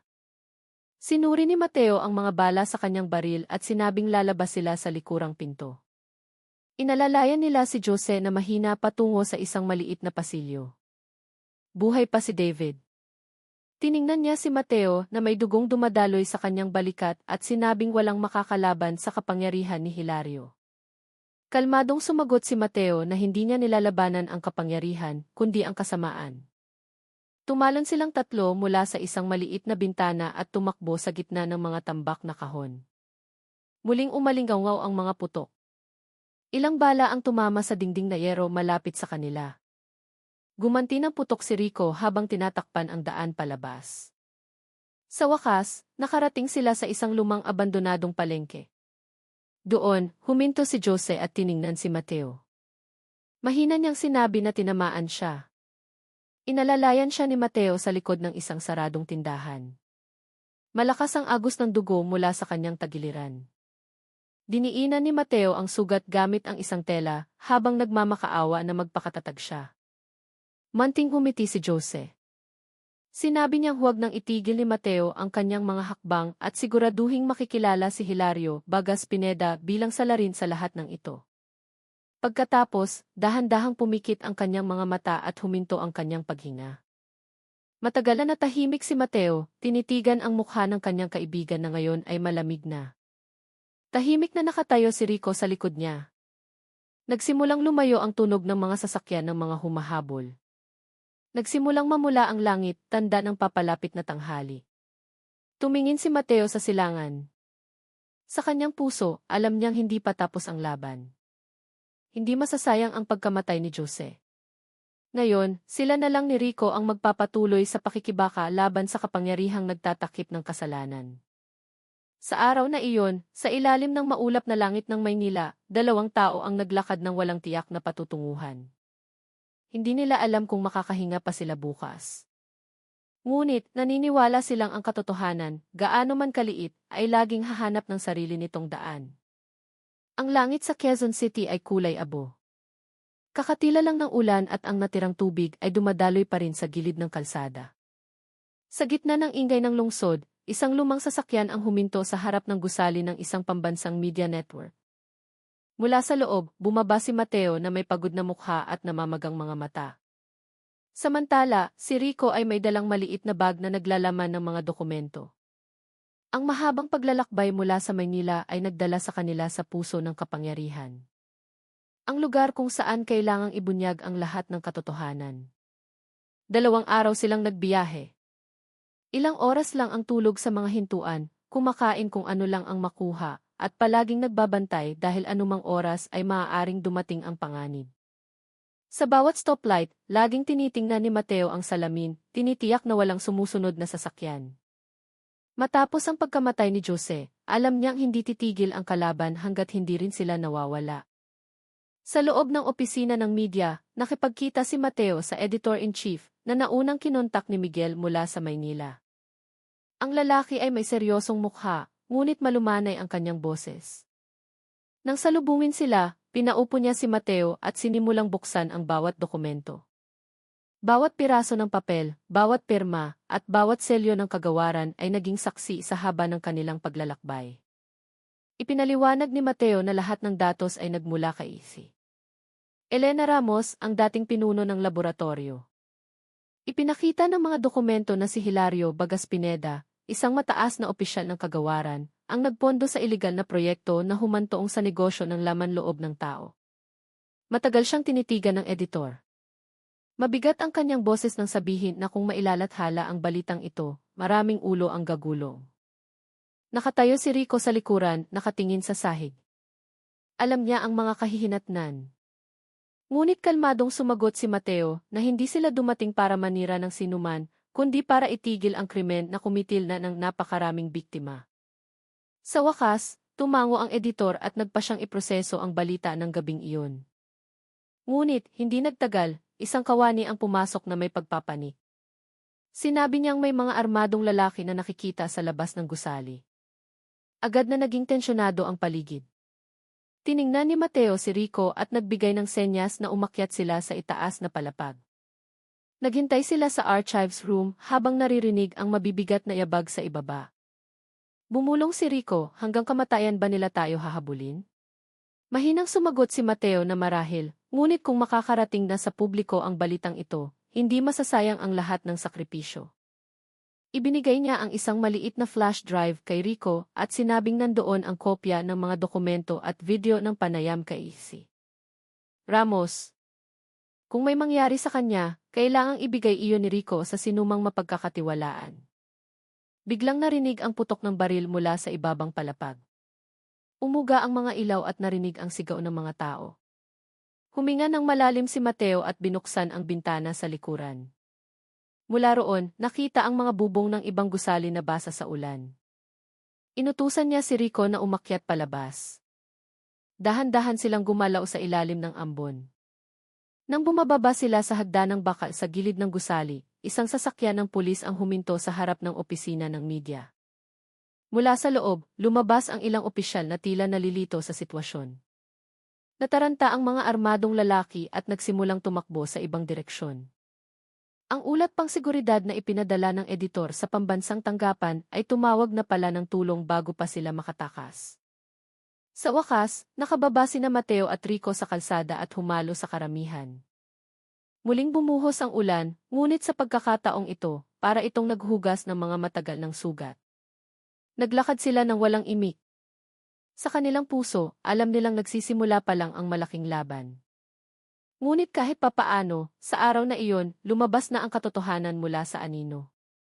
Kinabukasan ng umaga, ang balita tungkol sa sindikato ng pagbebenta ng laman loob ng tao na kinasasangkutan ng mataas na opisyal ay lumabas sa pangunahing pahina ng iba't ibang pahayagan.